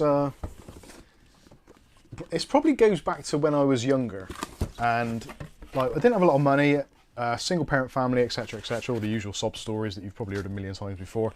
But we didn't have a lot of money, and things like Christmas time or going to the fair was kind of like a very special time because you actually would get something that you wanted all year because you didn't have the money during the year to buy like any old thing you just wanted. It wasn't a case of like, I want that, can I have it? It was like, I want that, could I have it for Christmas? Or whatever, birthday. Birthday was like May time, so that is kind of, in the UK, is kind of almost like carnival and fair season. So I guess I associate all the bright flashy lights with kind of Christmas and fairs and all that stuff. And just basically like happy times. And if for you, RGB does that and it makes you feel happy, then go with it. Don't be ashamed of liking RGB, and if you don't like it, that's absolutely fine. You don't have to like it. It's very much, it is a kind of a weirdly polarizing thing, but it doesn't need to be. It's like, if someone likes it, let them like it. If they don't like it, that's fine. We can all get along together. Anyway, I think that's why I like RGB. I think it's a happy thing. It's colourful and all that kind of stuff. And especially if the world is such a dark place at times, it's nice to have a little bit of light. Literally. So, anyway, there are the Thermaltake power supplies. If you want more information on them, there is going to be in the video description box. And you can check them out. I like the RGB. I've said that once or twice now. I can't lie, I do. I like it.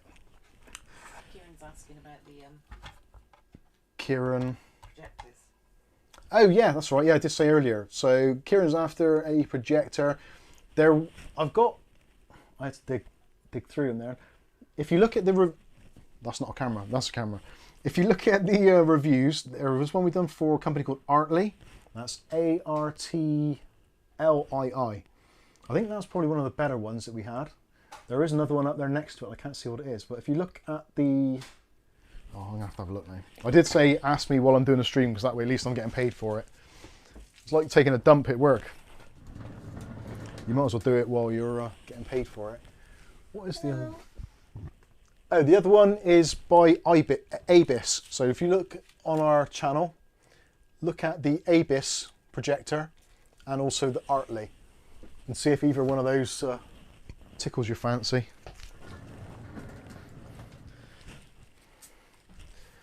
Look at that too. There we go. What's that? Doing his downward dog with his back legs still up on the case box. Ghost Adder says, I like the RGB, but... Oh, there's the mouse. I like the RGB, just don't like the rainbow effect. Absolutely fine. I think, again, this lighting is RGB and PC stuff. It's like music, and it's like art, and it's like design, and all that stuff. Why do you think there are hundreds, if not thousands, of different types of car on the road? It's because we all like things a little bit different. We have different pricing, we like different shapes, styles, practicality.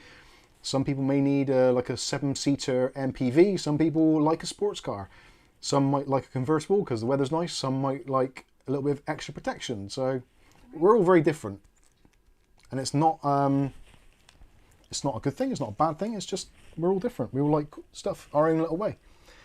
I used to really like doing red PC builds, but red on camera, especially if you use a Panasonic camera, especially if you're a noob like me, red always looks weird. It looks orange on camera.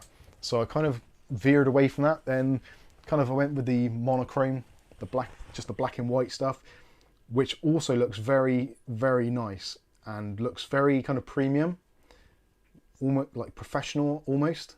But then I kind of got to the point of thinking, well, if I'm paying all that money for addressable RGB, I should at least address the colours a little bit. Which is a bit sad, but anyway.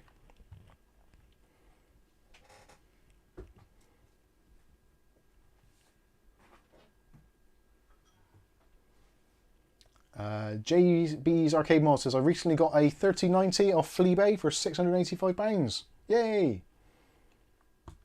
That's a hell of a graphics card. Twig Hiker, I have RGB, but only ever run it in white mode.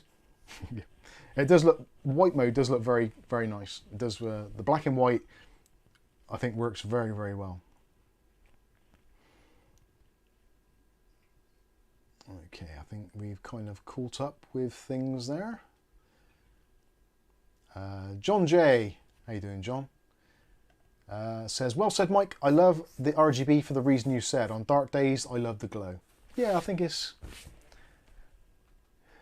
I don't know whether it's more of a UK thing or if you live in a country where it's just a little bit darker. I guess if you're in America or something where you're in a place where you get sunshine pretty much every day, you probably don't need it as much.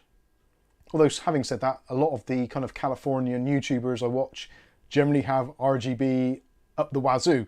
So, yeah, maybe there isn't something there. I don't know. We all like different things, like I said. And talking of different things, switching gears entirely from power supplies to a monitor. So this is a portable monitor. I hate that it's called a portable monitor. That absolutely disgusts me. It shouldn't be called a portable monitor. Yes, you can move it around, but it doesn't have a battery in it, so don't get excited. So this is from a company called Winmaxit. Well, Bill told you how to say it properly. What, Wimaxit? Yeah. Did he? It was ages ago. Oh, I didn't see. He Sorry. blanked me. Was Bill do do do do do? Can you tell him again? Tell him what? How do I say it? Wimaxit? Wimaxit? I don't know. Whatever.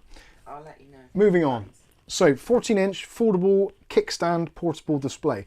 Now, something which bugs me with portable displays, or monitors that you can move around, is generally the kind of the stands that they come with, or the kind of the folio cases that wrap around, are a little bit hit and miss. And if you remember the MSI one I did a little while back, it was one of those things where it was kind of like, right, how does this actually work? And I think I remember vaguely saying at the time, if only this had a stand very similar to that of something like the Microsoft Surface Pro, which the kickstand on the Surface Pro is a work of art. It genuinely is. So when, trying to think of, what's the company name? ANDYCINE reached out to us because they are a distributor of Wimaxit in the UK. When they reached out and said, would you like to take a look at our portable monitor? I was like, I don't know, portable monitor again, done one recently. What's the difference here? And they said, well, it's touchscreen. So it's like, that intrigues me. They said it's relatively cheap. It's like, yeah, that's ticked another box. And they said it's got a folding kickstand. It's like, okay, have you been watching my streams? Poppy, you're soaking wet. What are you doing? You come to have a look at the Wimaxit 14-inch portable. Don't attack me. Don't scratch that. Not attacking you. She's exercising.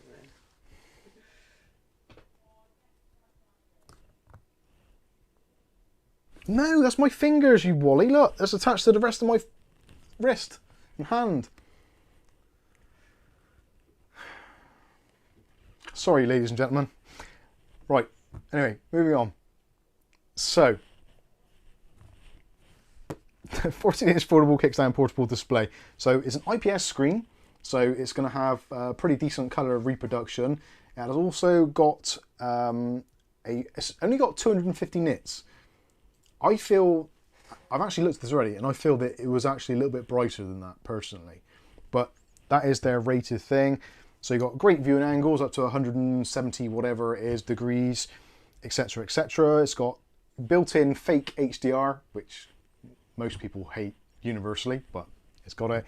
It will take USB Type-C, HDMI, and also if you're using a USB Type-C connection for maybe an Android phone, you can actually use it in vertical mode and with the touchscreen, and you also get audio pass-through and that kind of stuff. So you can use it as like a massive phone, effectively. So that's pretty cool. If you're using it with a PC, you can use it on HDMI, plug it in. You've also got touchscreen capability. So if you've got your main monitor and then you want a separate monitor on the side, you can have that, and it's touchscreen on this monitor, leaving your other screen completely as it is. So if you've got it as extended, then you can do all that kind of stuff. But yeah, overall, it's a very cool idea, and it ticks a lot of boxes for me. And the packaging actually is pretty bland, but you don't need to have necessarily decent packaging because it's a monitor. You're going to be watching the monitor, not the box. So 14-inch display, IPS technology, Full HD, I should have mentioned that, 1080p, Full HD, 1920 by 1080. USB Type-C for power and also for data transmission. Foldable kickstand, and it's got USB SS power delivery mode. That's pretty cool. What else do I need to say? I think that is pretty much it for that. Is there anything on the back? No. So let's take this out and have a look. Now, touchscreens are something which obviously they get grubby and dirty, which they've actually thought about. They do include a massive screen protector, which I haven't put on as of yet because I don't know whether I will or not. It's one of those things where I'm not too sure. So you get a little plastic screen protector to obviously protect your screen should you want to. That is entirely up to you. It has got a very nice matte finish on it, which I actually like. If you remember again back with the MSI one which we reviewed, that had a very, very glossy screen. And for portable monitors, because you're generally going to have them angled on a slope rather than being flat like a traditional monitor. Like a traditional monitor is normally upright or just very slightly tilted backwards possibly to match your eyes. With a portable monitor, generally they're going to be kind of somewhere between 45 degrees roughly, so facing towards you. The problem with that is because almost universally lighting in most places is overhead. So wherever you are, generally you can have lighting reflecting. So you don't really want that. So having a slightly more matte finish on your screen is going to reduce glare, which is a good thing to have. So you get a power brick. So it's USB type A. And that is, I did have a look on there, I'm sure it was 2 amp hour, 10 watts, I think. Basically enough to power the monitor and put extra juice into your laptop or whatever USB Type-C power device it is. Got a monitor there. Let's do the overhead actually so you can see this. Hopefully you can, yeah, it's not too bad. Is it still Jerko Vision? No, it's absolutely fine, goodo. So, cabling wise, you get a micro HDMI to full-size HDMI cable. There is a Type A to Type C. You get your welcome to Wimaxit and support information should you need it. There's also a user guide telling you how to use it. The model number for this, if you want to look it up, is M1410CT. So that's Michael 1410 Charlie Tango. There's a QC thing there. The company that actually imports them and sends them, they've sent over a little microfiber for cleaning it with the ANDYCINE logo on there. And also there is a USB Type-C to Type-C cable as well. So you can connect that directly to a compatible laptop of some sort. I'm actually wondering if the modern AM5 motherboards will do USB Type-C output for display. If somebody wants to look that up for me, that would be very handy. Does the modern USB Type-C on an AM5 motherboard actually have an output on USB Type-C? I don't think it will, but that would be nice. But otherwise, if you've got a laptop which does output, if you have a laptop which outputs on USB Type-C, you can plug that straight in, so you've just got a one cable solution. If you haven't, then you'd have to use the separate power cable and the HDMI. Not exactly rocket science. Actually, I'm going to leave that cable in there. All I need is this one for now. And we'll get this thing fired up and see what it's like. And am I going to use the power brick? No, I'm not, am I? Let's put that back away.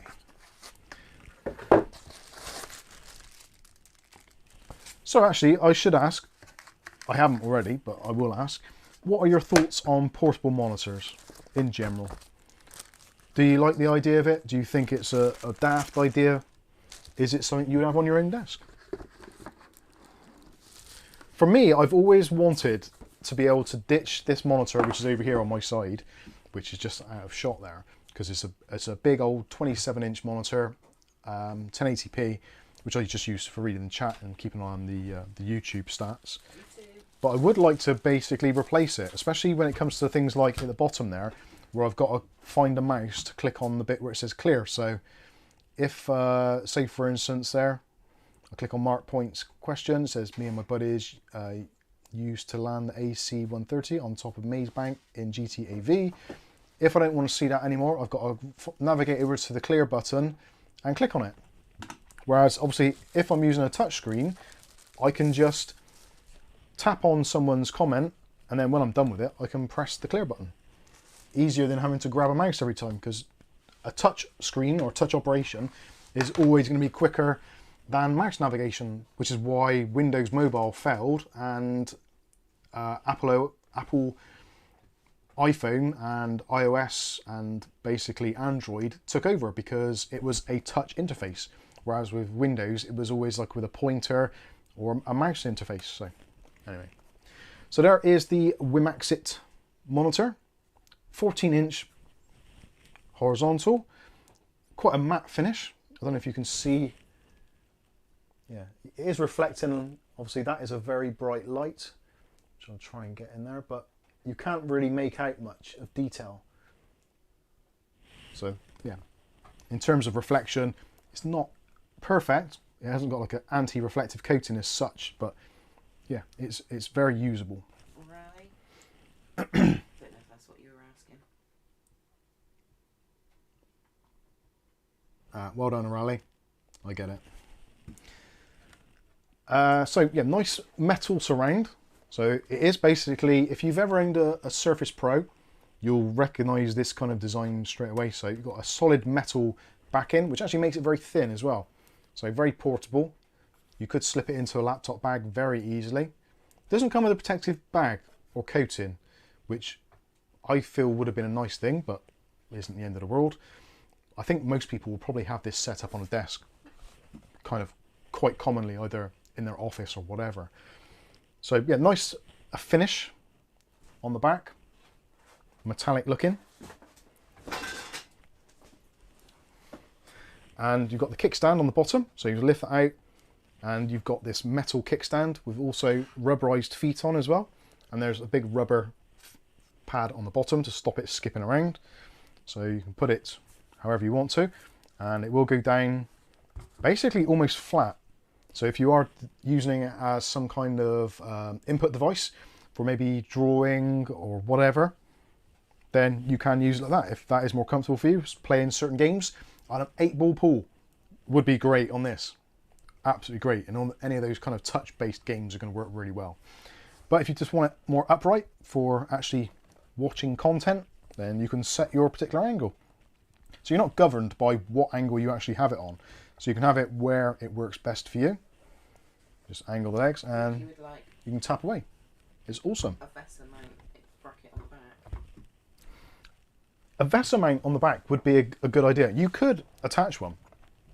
You could actually get a VESA mount, a 75 VESA mount attached on the back. And then you could have it. Ooh, you could have it mounted to a wall or something. What, like glue it on? Yeah, yeah. You could glue a VESA mount on the back of there very easily. There's enough room. Actually, let me double check that before I start jibber jabbering on. So 75mm. Yeah, VESA 75. You might even get away with a VESA 100. Yeah, you could, a VESA 100 or a VESA 75, you could mount on the back of there, glue it on. Obviously, you're going to glue it, so it's unlikely it's going to want to come off, but It's actually very lightweight. And in fact, I'm glad I've got the actual scales out so we can see how heavy it is. So if you are concerned if it can actually be supported by whatever device or mounting bracket you're putting it on. Let's see how much it weighs. So I think that says 585. I better turn it around just so I can see it. Yeah, 585 grams, so half a kilo roughly. Let's see if it moves around too much if I place it somewhere else. 584. O'Reilly says you do not need to glue a VESA mount. There are adapters for large non-VESA capable desktop monitors. There you go. And that is something actually I should have pointed out. You can, if you want, if you move the arm out far enough, you can actually have it in portrait mode as well. So if you want it on the side of your desk, with maybe your Discord feed on there or whatever, some sort of stock tickers or something, then yeah, you can do that very easily. It will mount either way. The only thing you would have to bear in mind is the connectivity on this end. So you've got two USB Type-Cs, and then you've got your micro HDMI, which you probably can't see very well from there. So let's give you a bit of a close-up. Let's see if that will actually focus on that up close. Can't see what it's doing there.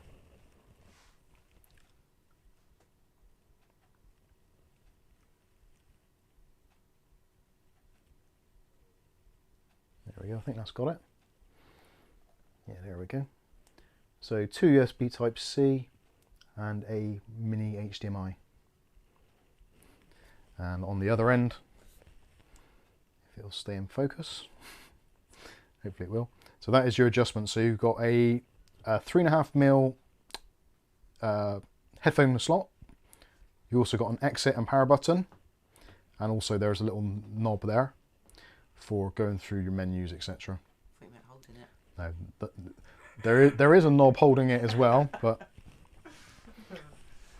sorry. How droll. So anyway, there we go. A touchscreen pen would work on it. Can you use your one? Yeah, I can try that. I'm going to fire it up now. So let's get some cables on the go. Let me get that fire around. Yeah. A minute, mates. I'll do the fire, baby. Now I haven't tried this already, but I'm hoping that the cables are actually going to be long enough for me to objectively do this. So I've got a USB Type A to Type C. Quite a longish cable. I don't know if this is a data cable or just a charging cable, so we might have to switch cables out in a second. That is the downside of a lot of USB Type-C cables, that they don't always have like bi-directional communication. So let's see. Let's try not to destroy the computer as I plug it in. And we'll need a HDMI port. Where is that? There.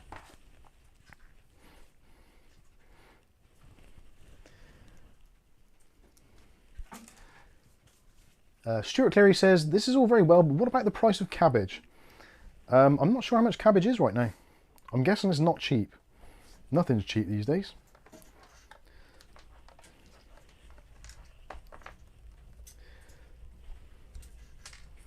Right, so we've got our mini HDMI. I'm just going to plug in on the back there.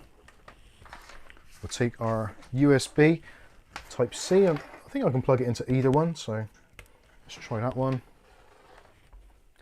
And there we go, Wimaxit. Wimaxit? No, I bought it. Do you want a drink? And let's unplug that. Unplug in that. And there we go. Sorry. Happy days.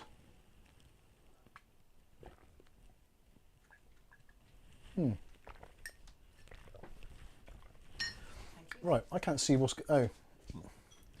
Thank you, lucky man. I just read that. So there we go. There is our monitor. And basically set up. So if I press that, so that is come up on there. So I do need to do some setup on that.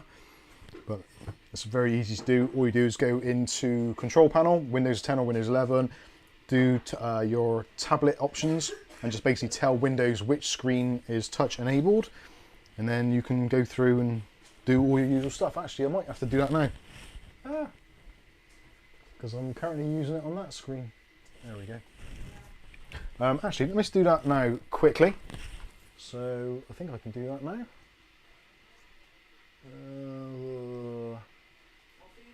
Control panel, that's what I want.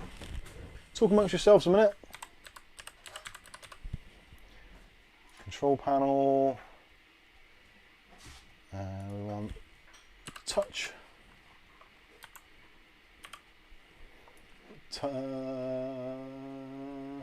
Tablet PC settings, that's the one we want. So calibrate screen, so let's do display, that one there. Setup, so no, enter. Touch that one. There we go. We should be able to close that down now. So now, yeah, there we go. There is our touch screen. There we go. So you can now use your monitor as a separate individual standalone device. And the viewing angles are pretty decent. Even from here I can still see that there is a Windows thing on the screen. Very nice. And if we do, let's see, can I move those across? Let's open that. If I stick that over there, and then maximize, and there we go. It's a touchscreen. What more could you want? Not sure what that is there, but let's go into YouTube. So yeah, you can do all the usual stuff. It's got built-in speakers.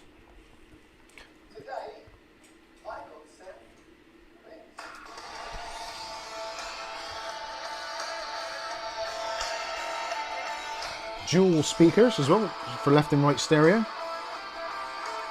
That's on full blast. Little button on the side so you can adjust your volume. It's got built-in speakers. There we go. It's me. It's actually quite nice. The colour is pretty decent as well. Dual speakers as well for left and right stereo. Just leave a like on the video. Oh, I've unliked it now. Little button on the side, so you can scroll through, do what you would normally do. There we go. It's me. Scrub through the video. Think to yourself, it's a touchscreen. What more can you want, really, or expect? Actually, let's do that. Happy days.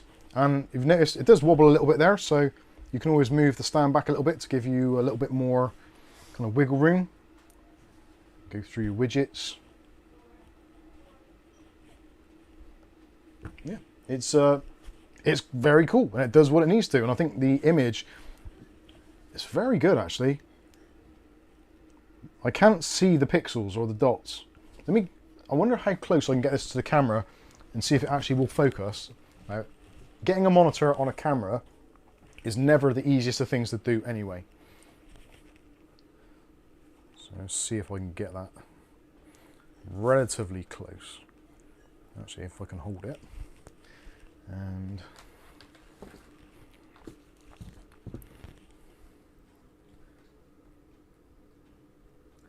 yeah, I don't know if you can see how sharp that actually is. A little bit of reflection from that big studio light. But yeah, overall, I'm pretty impressed. It looks quite nice. Pretty cool stuff. Anyway, let's chuck that back over there. And I suppose actually what they've said, I know I said earlier portable is basically a bit of a stupid thing, but I guess it kind of is, because it's actually quite easy to move around and do stuff with. And I think actually having this for my stream stuff, so I can have the monitor kind of over this side, get a longer cable, so then when I'm actually answering questions I can be looking at the camera rather than looking over there, which actually might make things a little bit more streamlined in some respects. Anyway, let's power this down and I'll have a look at what some of you are saying in the chat. Those of you that haven't fallen asleep. I know it's not the most exciting thing in the world, is it? But it is cool.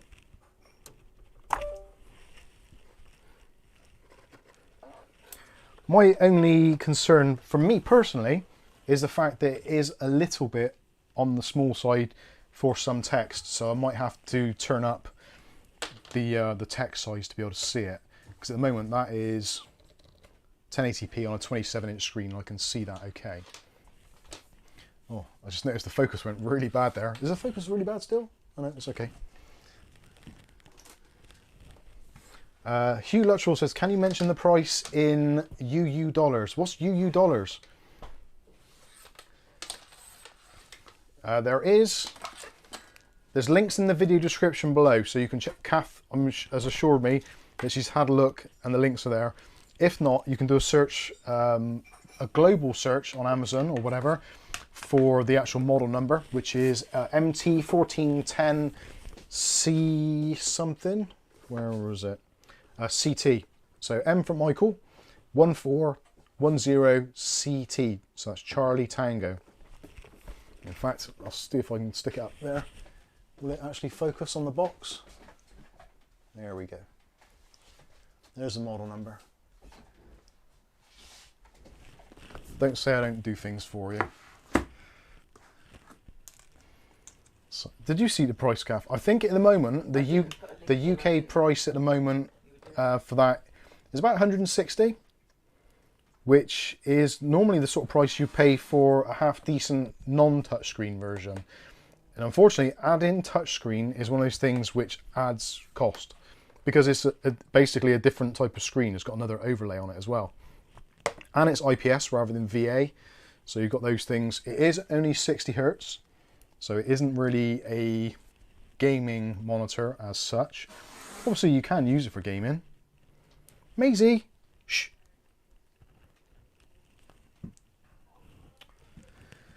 Kids, eh? Thomas says, are there any bigger models? Yes, there are. Wimaxit do various different sizes, shapes. So you should find there's something for everyone. There's definitely a 15 and a 17. Whether there's anything slightly bigger than that, I'm not entirely sure. You'd have to have a look for yourself. And also it's going to be slightly dependent on what region you're in, because not all models are available in all regions. But I think overall, for the money, and depending what the voucher is, if they do a sales voucher, which arguably, if it came in at, let's be generous and say 20% discount. So at £169 or whatever it is now, 20% off of that is going to bring it down to what, 140 maybe? Then if there's an Amazon discount on top of that as well, maybe another 5–10%, that's going to take off another sort of £15 roughly. So a 14-inch touchscreen monitor for somewhere in the region of potentially,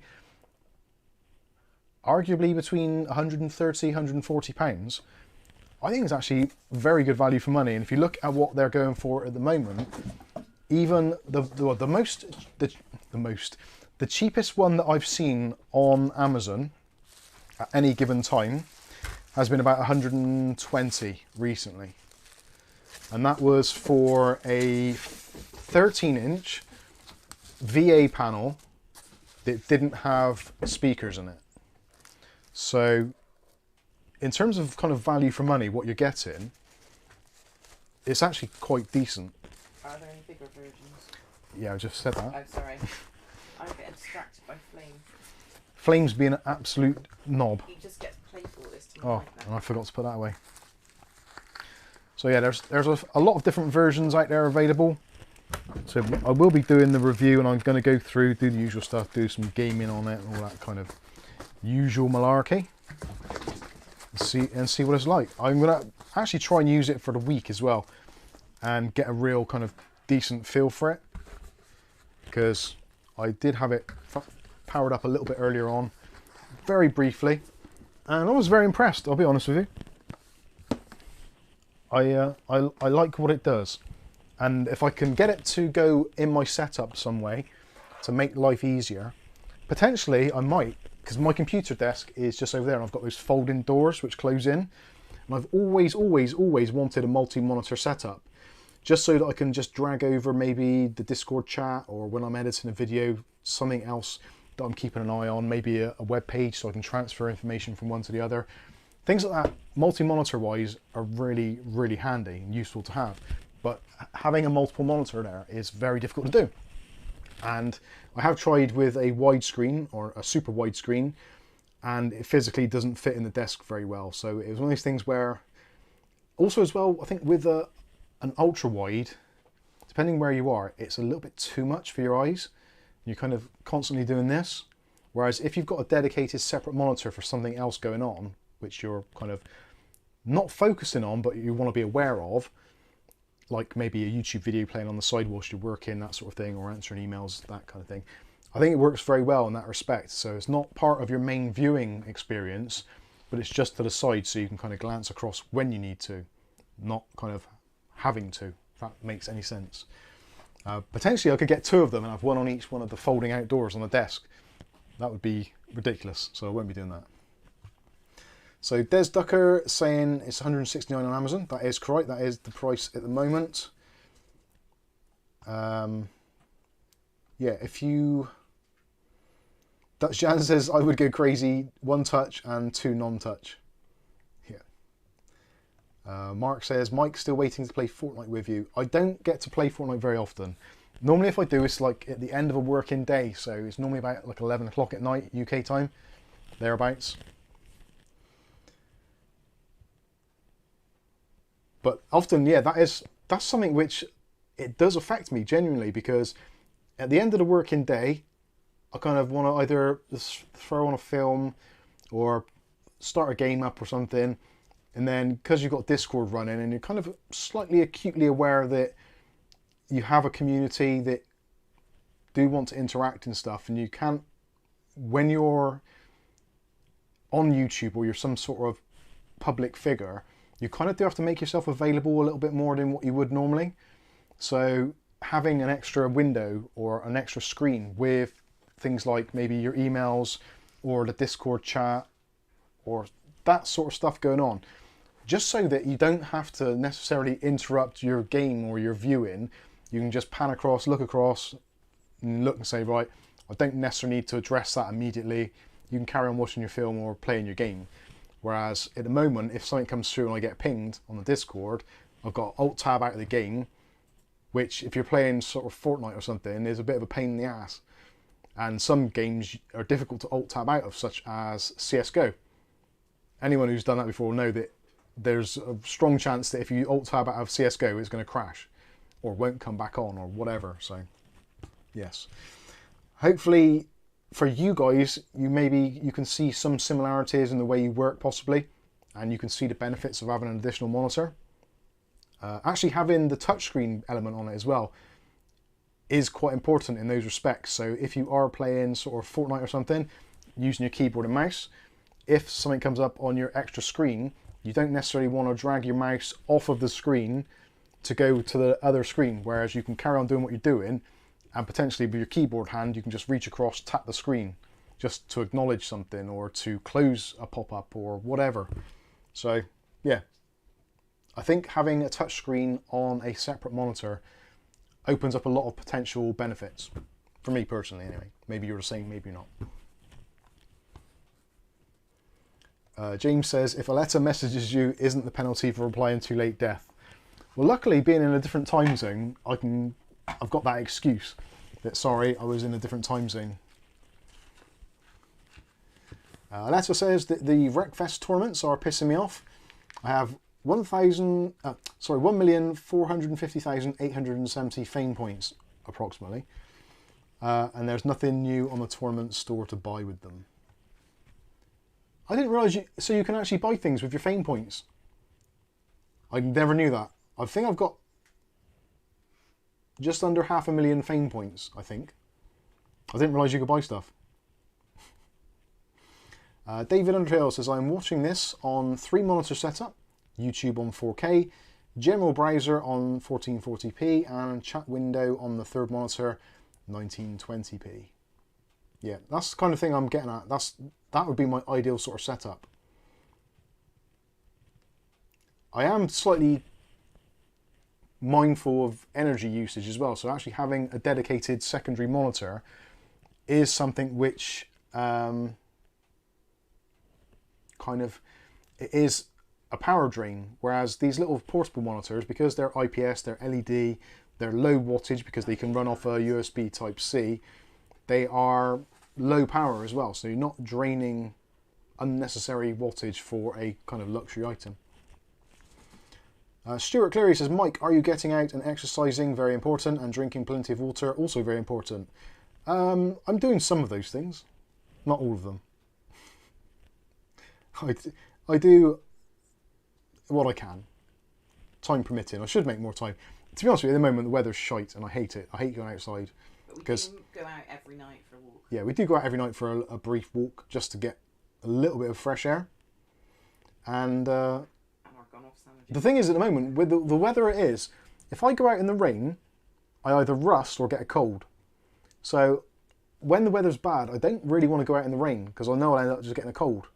I don't know what it is. It just seems to trigger it in me. I don't want to get a cold because I'm still kind of still shrugging off the one I had back at January. Yeah, so I'm doing what I can. Alexa says I have my 35-inch 1440p ultra-wide monitor on my desk and a 27-inch 1080p monitor above it on a VESA mount. Yeah, that'd be pretty cool as well. Riley says I use 3 monitors at work now. Mark says, since my first office job, I always do a dual monitor setup. Yes, like I said, it's one of those things that I've never really been able to do. This computer desk I've had since, well, we moved in, what's that, 20 years nearly? 19, I think, isn't it? Yeah, 19 years roughly we've lived here, and we've had the same computer desks for pretty much most of that time, I think.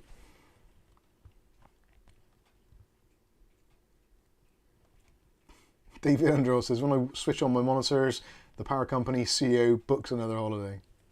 Oh no. Colin Hilton, question, Fortnite, is it a game you play every 2 weeks? It feels like that sometimes. No, Fortnite is Fortnite is one of those things where I'm going to sound terrible, but it's true. It started out as like a kiddie game, and it's like a first-person shooter, kind of, if you threw together sort of Counter-Strike and Roblox or Minecraft, it's that kind of thing, but it's developed and evolved into something a little bit different, and I personally like playing the no build mode, which makes it kind of as close to Counter-Strike as you can get, really, apart from all the extra items you can get in the map. But yeah, it's kind of got a bit of a thing of being a kid's game, but it's actually quite competitive, and there is definitely quite a reasonable element of skill in the game as well, like a strategy, so that appeals to me.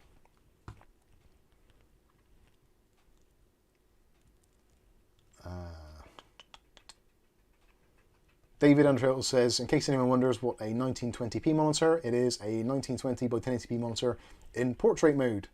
Well pointed out. Nick Barnes says you're not supposed to go out in your Speedos, it's winter. I don't. I go out in my Mike's Unboxing t-shirt, my Mike's Unboxing hoodie, with my Mike's Unboxing beanie hat, and also a puffer jacket, just to make sure I keep nice and warm.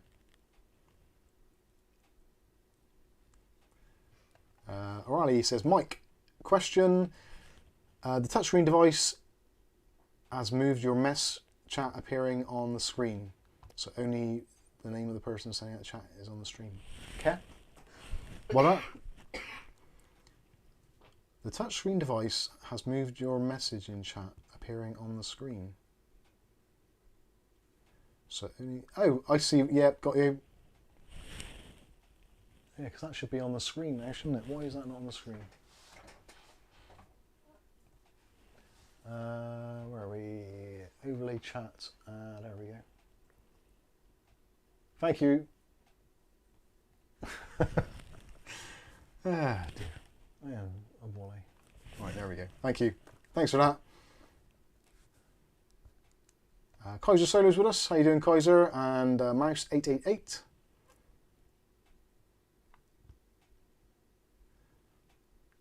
Miscellaneous, getting a world of mastic gum. Oh, excellent. DTX Sync, I play Zero Build 2. Yeah, I've never been very good at the building stuff. I find it hard enough to play the game as it is. Adding the building dimension to it as well makes it even harder.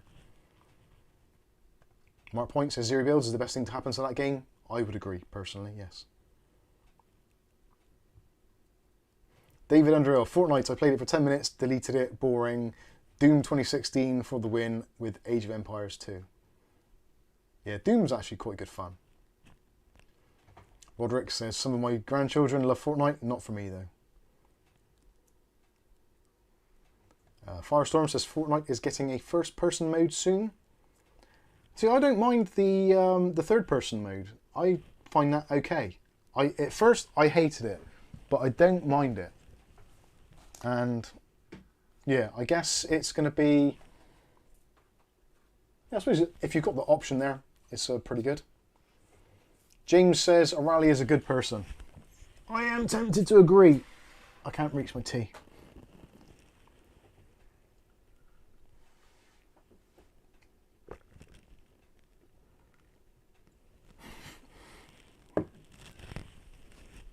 I nearly spat my tea out there. Is that working now? Yes. Thank you.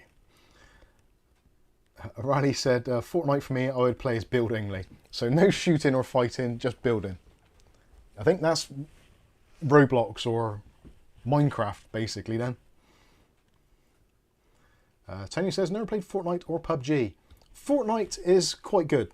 No, me too. I didn't like it to begin with. It's always one of those things that I kind of threw into benchmarks and stuff just because it was Fortnite and had to be done because it was so big. PUBG I played very briefly. Didn't really like the mechanics or the setup of that. But Fortnite for me now is, yeah, I think it's pretty decent. Quite enjoyable.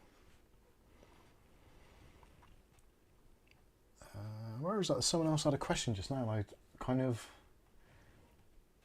That's... Yeah, Cyberclue. Fortnite is like a cartoon third-person version of Call of Duty. Yeah, I guess that's actually probably the best analogy of it.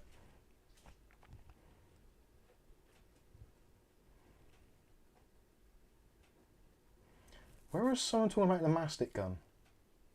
Oh yeah, sorry, James Miscellaneous, that was it. That's what I was looking for. James Miscellaneous says, my health is improving. Mastic gum seems great. It was good advice. When I started taking it, my eye kept twitching, but it went away. Good stuff.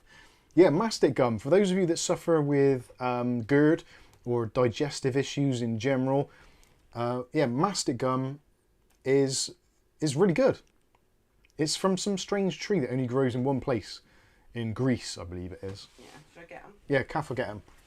But yeah, it's... I don't want to sound melodramatic, but anyone who suffered from GERD for a long time or for any prolonged periods will know how debilitating it can be. And the worst thing you can possibly do is to take antacids for it, because GERD is basically a muscle not working because it's not got enough acid going to it. So if you chew this stuff, now I'm not a doctor, this isn't medical advice, this is my own experience. So this is Greek mastica. Hopefully you can just about see that. Might be focusing, no it's not. Can you get it closer to the calf? There we go. There we go. Greek Olympic market, Greek mastica. It's basically little bits of a tree, which you can chew. Like sap. There's some green bits in there. They've gone mouldy. No, it's just bits of tree. Yeah, it's like basically it's tree sap. And you keep it in the fridge so it doesn't kind of melt. It's really, really chewy. But and it can be sticky if you don't. It's it can be very, very sticky. But this can grind it to make your own pills. Is very, very good stuff. And I chewed this for probably the best part of 2 weeks, maybe 3, longer than that, maybe a month. And after 2 weeks, you felt the effect. Yeah, after a very short time, I did feel the effects of it, and my GERD was reducing quite significantly. And even some of the trigger foods that I was having previously basically didn't trigger flare-ups as much. I still, if I eat too much pizza or if I overeat like a lot, then I will still get it. Or if I have anything too sugary, I still get it. But definitely, if you can, they sell this on Amazon and other health stores and stuff.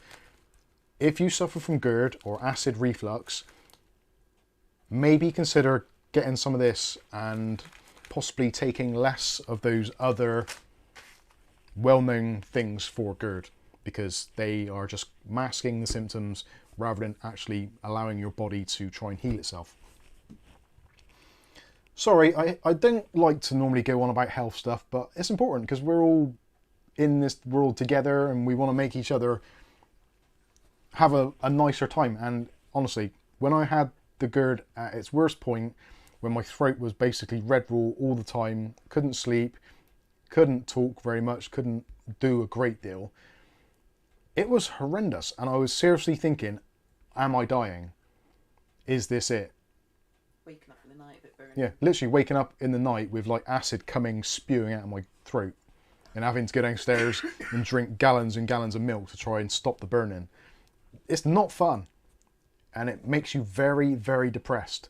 And I think I would like to say that James, as someone who's a fellow sufferer, he would have probably agreed and experienced the depression that can set in when you're just constantly chronically ill.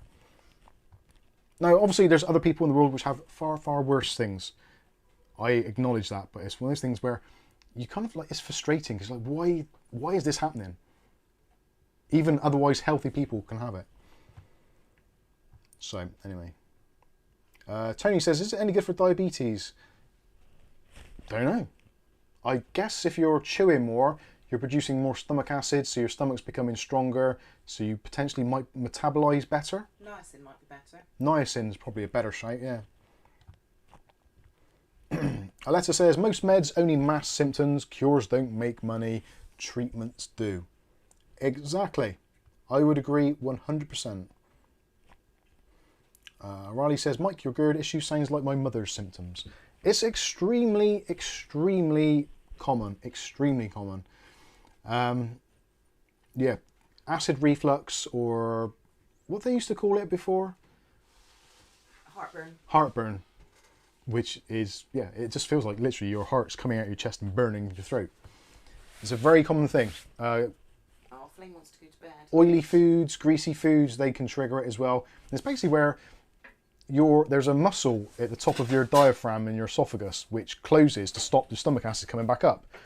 And if your acid's not strong. it basically, if your stomach acid isn't strong enough, when that acid touches the top of the esophagus goes, well, that's not acid, so I don't need to close.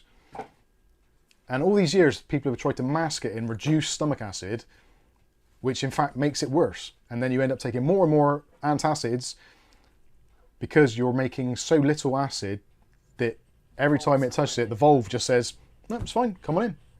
It's like a metal detector, and it's not detecting metal when it should. So yeah, definitely try it. If you try eating protein, like meats, first, then your stomach will produce stronger acid. Dutch Jan says, an acquaintance of mine died from it, Mike. Jesus. Yeah, definitely, any of that stuff, like, it's definitely worth a try. I would certainly go for it. Mark Point says, never wanted my son to play Fortnite, but now I play it because of him, lol.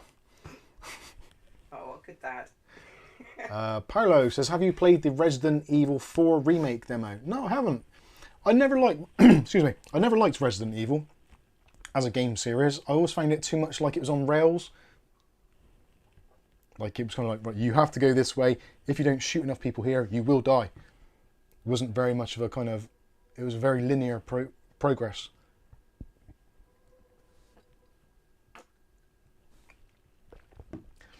Dead Island 2 is coming out this year. Looking forward to that. Dead Island 2, that is great.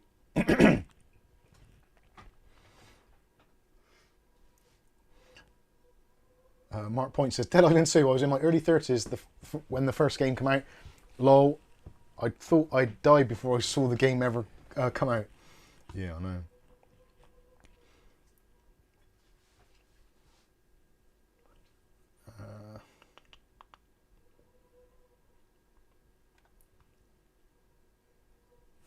Is that a soundtrack? No, I'm not sure. I missed something there. Mark Point says, I think it's September it will come out. Look up the video of the game. Yeah, Dead Island 2 looks really good. Hopefully it's a good experience.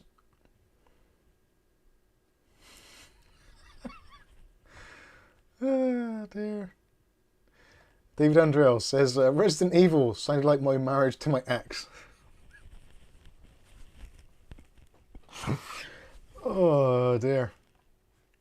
I would never say that about our calf. That's because I'm not your ex. She's not my ex. Yeah. Yet. Give it time. Yeah. You'll be saying it.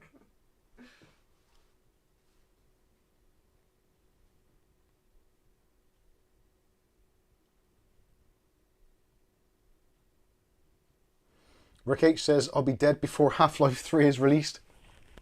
That's actually an interesting one. The possibly you may have seen or not, there is actually potentially going to be a new CSGO.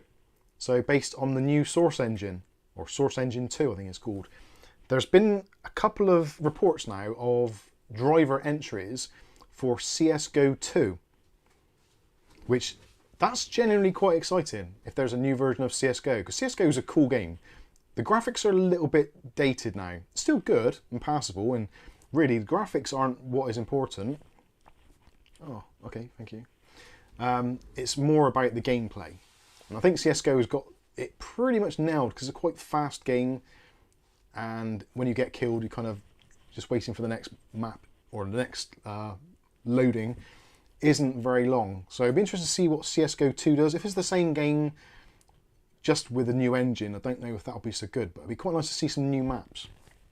Or maybe even go proper old school and bring back things like CS Office, D-Dust, the original Dust, Italy, and some of those other like proper original maps, but brought up to date in a Source Engine 2 way. I think that would be absolutely amazing. Thanks, James. And also thank you to Colin. Colin Hilton. Yeah, it is Hilton. Yeah. Sent us a donation on PayPal. Much appreciated, sir. Thank you very much. And that is something actually, if any of you do want to send donations, if you don't want to do it through Super Chat, because YouTube obviously takes like 30% of it, you can just send it on PayPal. You don't have to do it at all. It's entirely optional and we don't expect it at all. But if you do want to do it, you can do it through PayPal. Just saying. Or Patreon. Patreon don't take so much. Letter says, we'll all be dead before GTA 6 comes out. Yeah, possibly. Spectrum User says, hello. How you doing, Spectrum User?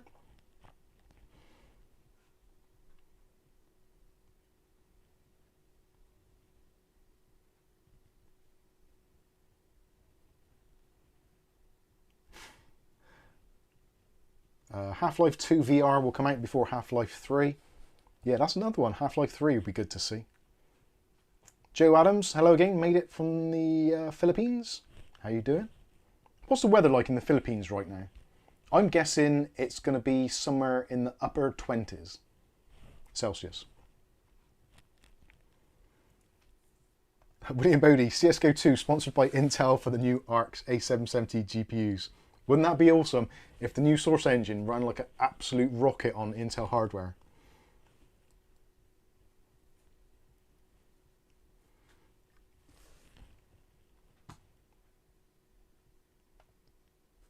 Firestorm, yes. CSGO 2, please. That'd be cool. Dom says, Iceland was my favourite in CS 1.6. I don't think I remember Iceland. It's where Kerry Cortana is. Yeah. Well, I can't remember that at all. There was the original loadout, I think there's 6, wasn't there? There's D-Dust, Italy, oh God, I can't think of them now. Considering how many years I spent playing those games, there's the, what's the, oh, there's loads of really cool ones. I just can't remember the names of them now.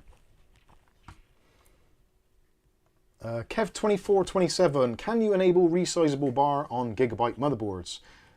As long as they have it in their BIOS. Some of them you may need to update the BIOS, but in general I think most of them will.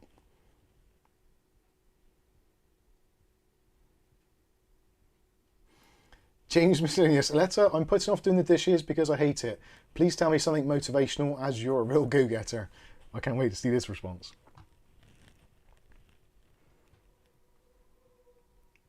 Domus, oh yeah, Office and Nuke, Denuke, that was quite a good one.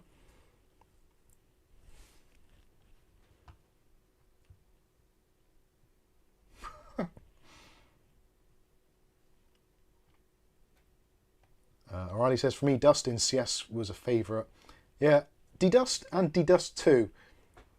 I think D-Dust 2 is actually superior. Probably going to get some hate from that. But the original Dust was good. But looking back at it now, it does look a bit bland.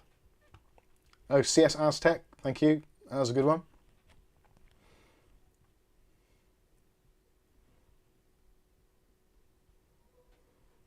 William says, Intel made a new software update for the Arc GPUs. Now they run very good, and the price of them starts to go up now. And I don't have the money for it. Yeah, they've actually, I think at the moment the A750, which is the one I would probably go for, is about £250 here in the UK, which is still a bit too much really. If it was £200, I don't think I would hesitate.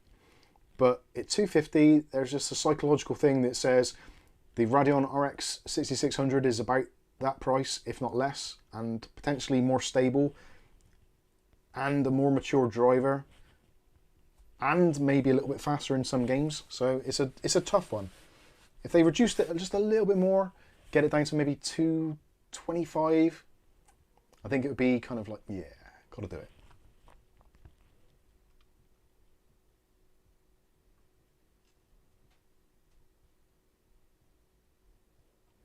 David Underhill, Office has a company name that is my surname. I co-developed the level. Wow. That's pretty cool. Mark Point says, with those price drops, now I'm thinking of going Intel Arc. If they can get Intel Arc to play nicely with Adobe Premiere, I would have no hesitations at all. But currently, as it stands, as I spend the majority of my time in Adobe Premiere, or at least the time that I need it to just work, I have to have it work properly.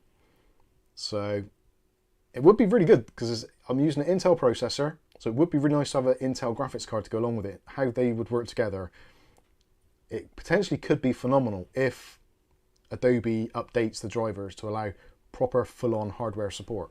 That would be awesome, but I can't see it happening.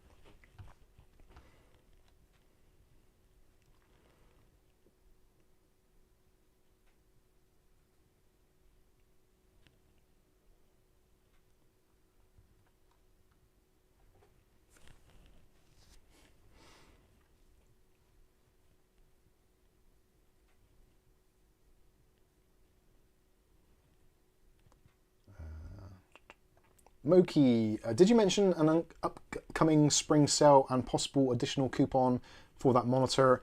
If so, do you know when? I can probably tell you exactly, actually. Can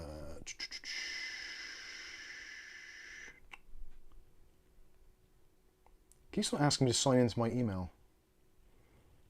It's getting very frustrating.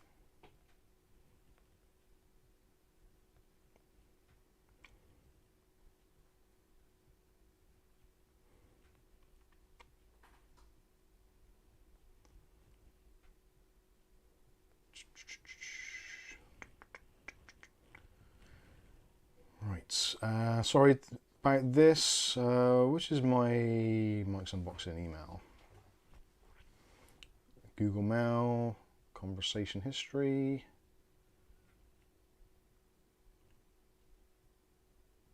Oh no, that's not it. Mike's Unboxing, there we go. Where are we? Collaboration.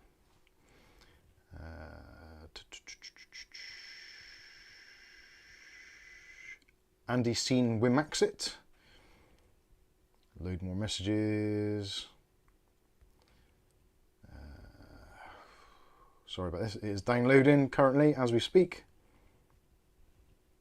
The beauty of having IMAP servers.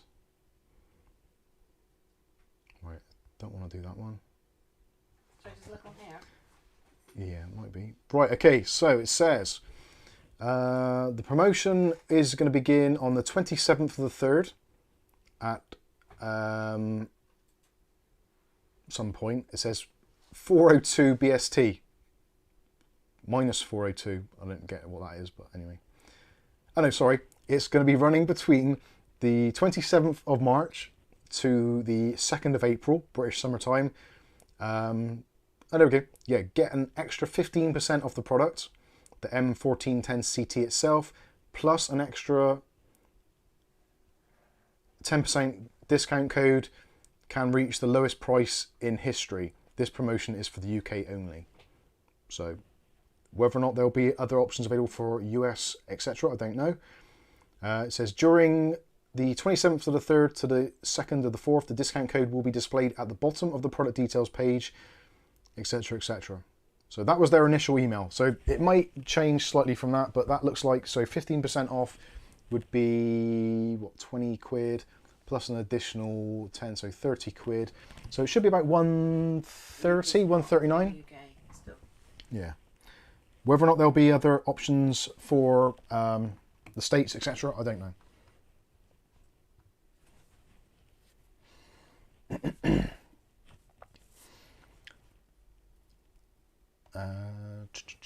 David Underhill says the ARC 750 is half the price of the RX 6700 in Australia. That's pretty good. I think Australia is getting some really good prices for the Intel ARC stuff. We're not getting it here. Skystalker says I quite like the ARC A770. I think in terms of value for money, I think the A750 is the one to go for. Here in the UK, it's almost exactly £100 cheaper than the A770. And the A770 appears to be only about maybe 5% faster, but with double the RAM.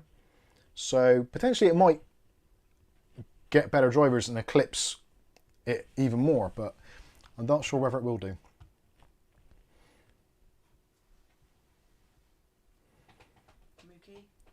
Mookie.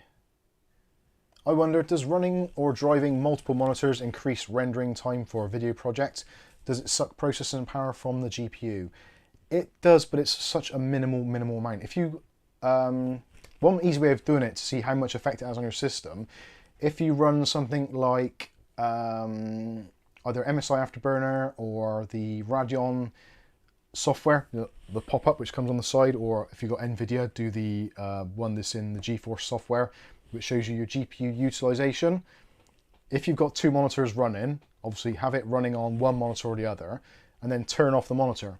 And you can then see how much difference it makes in terms of GPU resources. It's basically going to be maybe 1%, I think. It's very, very low. Just for a standard desktop, just sat there doing basically nothing, or a couple of tabs open in Chrome or something, is going to use very, very little GPU power. If you're concerned about it, you can always turn off hardware acceleration in Chrome or Edge.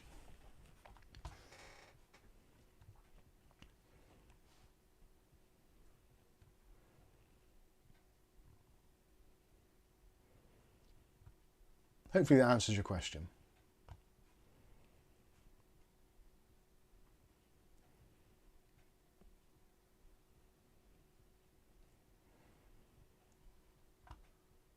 Nick Barnes says I had a Tandy TRS-80, but didn't get any games, so pointless kit.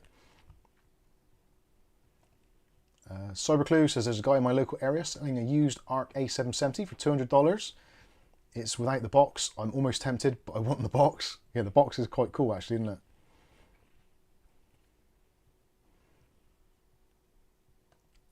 Firestorm, did you see about the big technology Silicon Valley Bank collapse in the USA, Mike? Yes.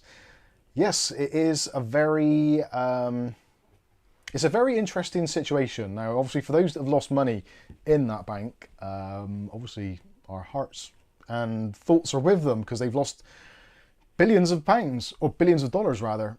it's, for me, it's going to be if it has a roll-on effect. Because it was announced on a Thursday/Friday, generally bad news goes out on a Friday, so it's forgotten about by the time Monday comes around. That's always been the plan for all businesses. If you've got something good to talk about, you release the story on a Monday, so it can be talked about through the week. If there's a bad story, then you do it on a Friday, much like as well. Full stop on the end. If someone's getting a promotion, they'll be told early in the week. If they're getting the sack, they'll be told on a Friday. That's generally kind of how things work. So then you have the weekend to kind of mull it over and let it kind of fizzle out. In terms of the bank, I don't know. It'll be, yeah, it'll be a weird one. I don't know. Hopefully, the way things are going, it should have some sort of reset on the financial market, but I don't know whether it will. Who knows? Dom's come in with a super chat there for a rather satanic £6, £6.66. Only 6 likes away from 100. I believe we can do it. Of course we can. Please, everybody, if you haven't already, hit the like button. There we go. It's flying up already. 95. Well, it's moved up 1. We'll see, because there's such a delay on this chat, so you'll probably be hearing what I'm saying now in about 30 seconds time. So, yeah, by the time I've finished saying this, it should start going up. There we go, 96. The delay is horrendous. I could say something naughty and probably erase it before it come out. Snapped my chair arm off and it fell down on me. I make you jump. Mookie MC says, do a YouTube short video when you have that ARGB PSU showing off some rainbow light love out the bottom of that white case. I will actually, I will do, thank you James, Miscellaneous. I will do a video and I'm actually going to get your feedback. So I'm going to put the power supply in face up and I'm going to put it in face down and get you guys to vote on which looks better. Which I will go with whatever you lot say.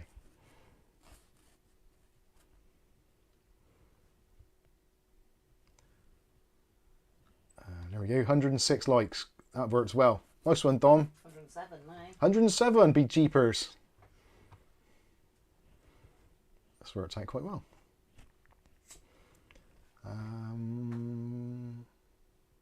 Right, so we've got about, I'll give it another 5 minutes, so we'll wrap things up at 11 o'clock UK time.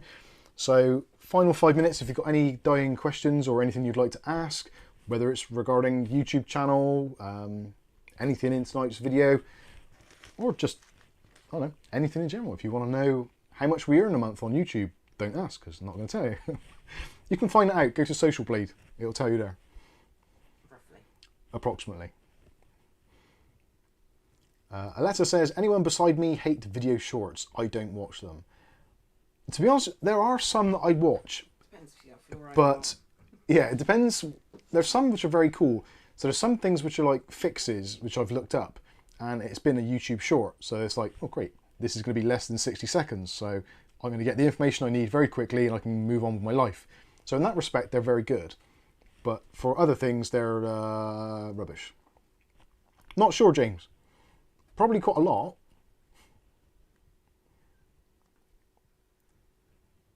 Pull them on. I told you to read that earlier. Paul Lamont says, face up looks like an RGB PC, face down looks like a Vauxhall Nova outside Vicky Wines. Victoria Wines, yeah. It does Astra Club. a bit of underglow.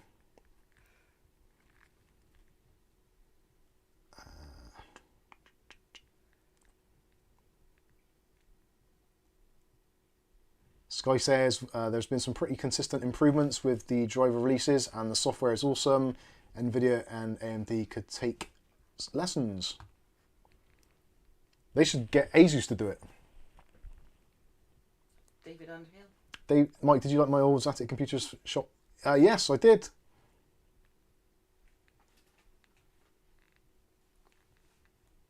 Yeah, that you stood outside with your colleague who passed away.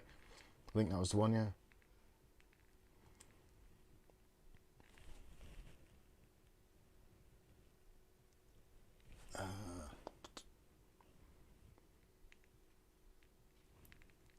Right, I don't think there's any more questions incoming, so I think we will wrap things up because I'm getting a pain over my eye and it's driving me slightly insane. So I would like to say thank you very much to everybody for joining us on this stream this Saturday evening. Don't forget, it is Mother's Day next Sunday. For the UK. So if you haven't already, go and buy a card this week and don't forget. Because it'll be upsetting for your mother. Possibly. Nero's got a question. Nero's got a question. Which budget GPU would you recommend? Currently using a GTX 1060, but when playing certain games, I get some stutter. Nero, head over to the Discord. We probably need to have a long, in-depth chat about that. Realistically, from a 1060, the 1070 is the next logical progression. Maybe an RTX 2060. It depends on the rest of the system. Potentially an RX 6600. But if you haven't got PCI Express Gen 4, you might not get the best out of it. But yeah, it depends on the rest of the system, really. So yeah, like I said, thank you all for joining us for this evening's chat. Mother's Day next Sunday, like I said. Don't forget, because, well, I was going to say something about a card I saw in co-op, but I'm not going to mention that because, yeah, it was silly. Anyway, thank you all for the super chats. Thank you all for your Patreon contributions, your PayPal contributions, and all that kind of stuff.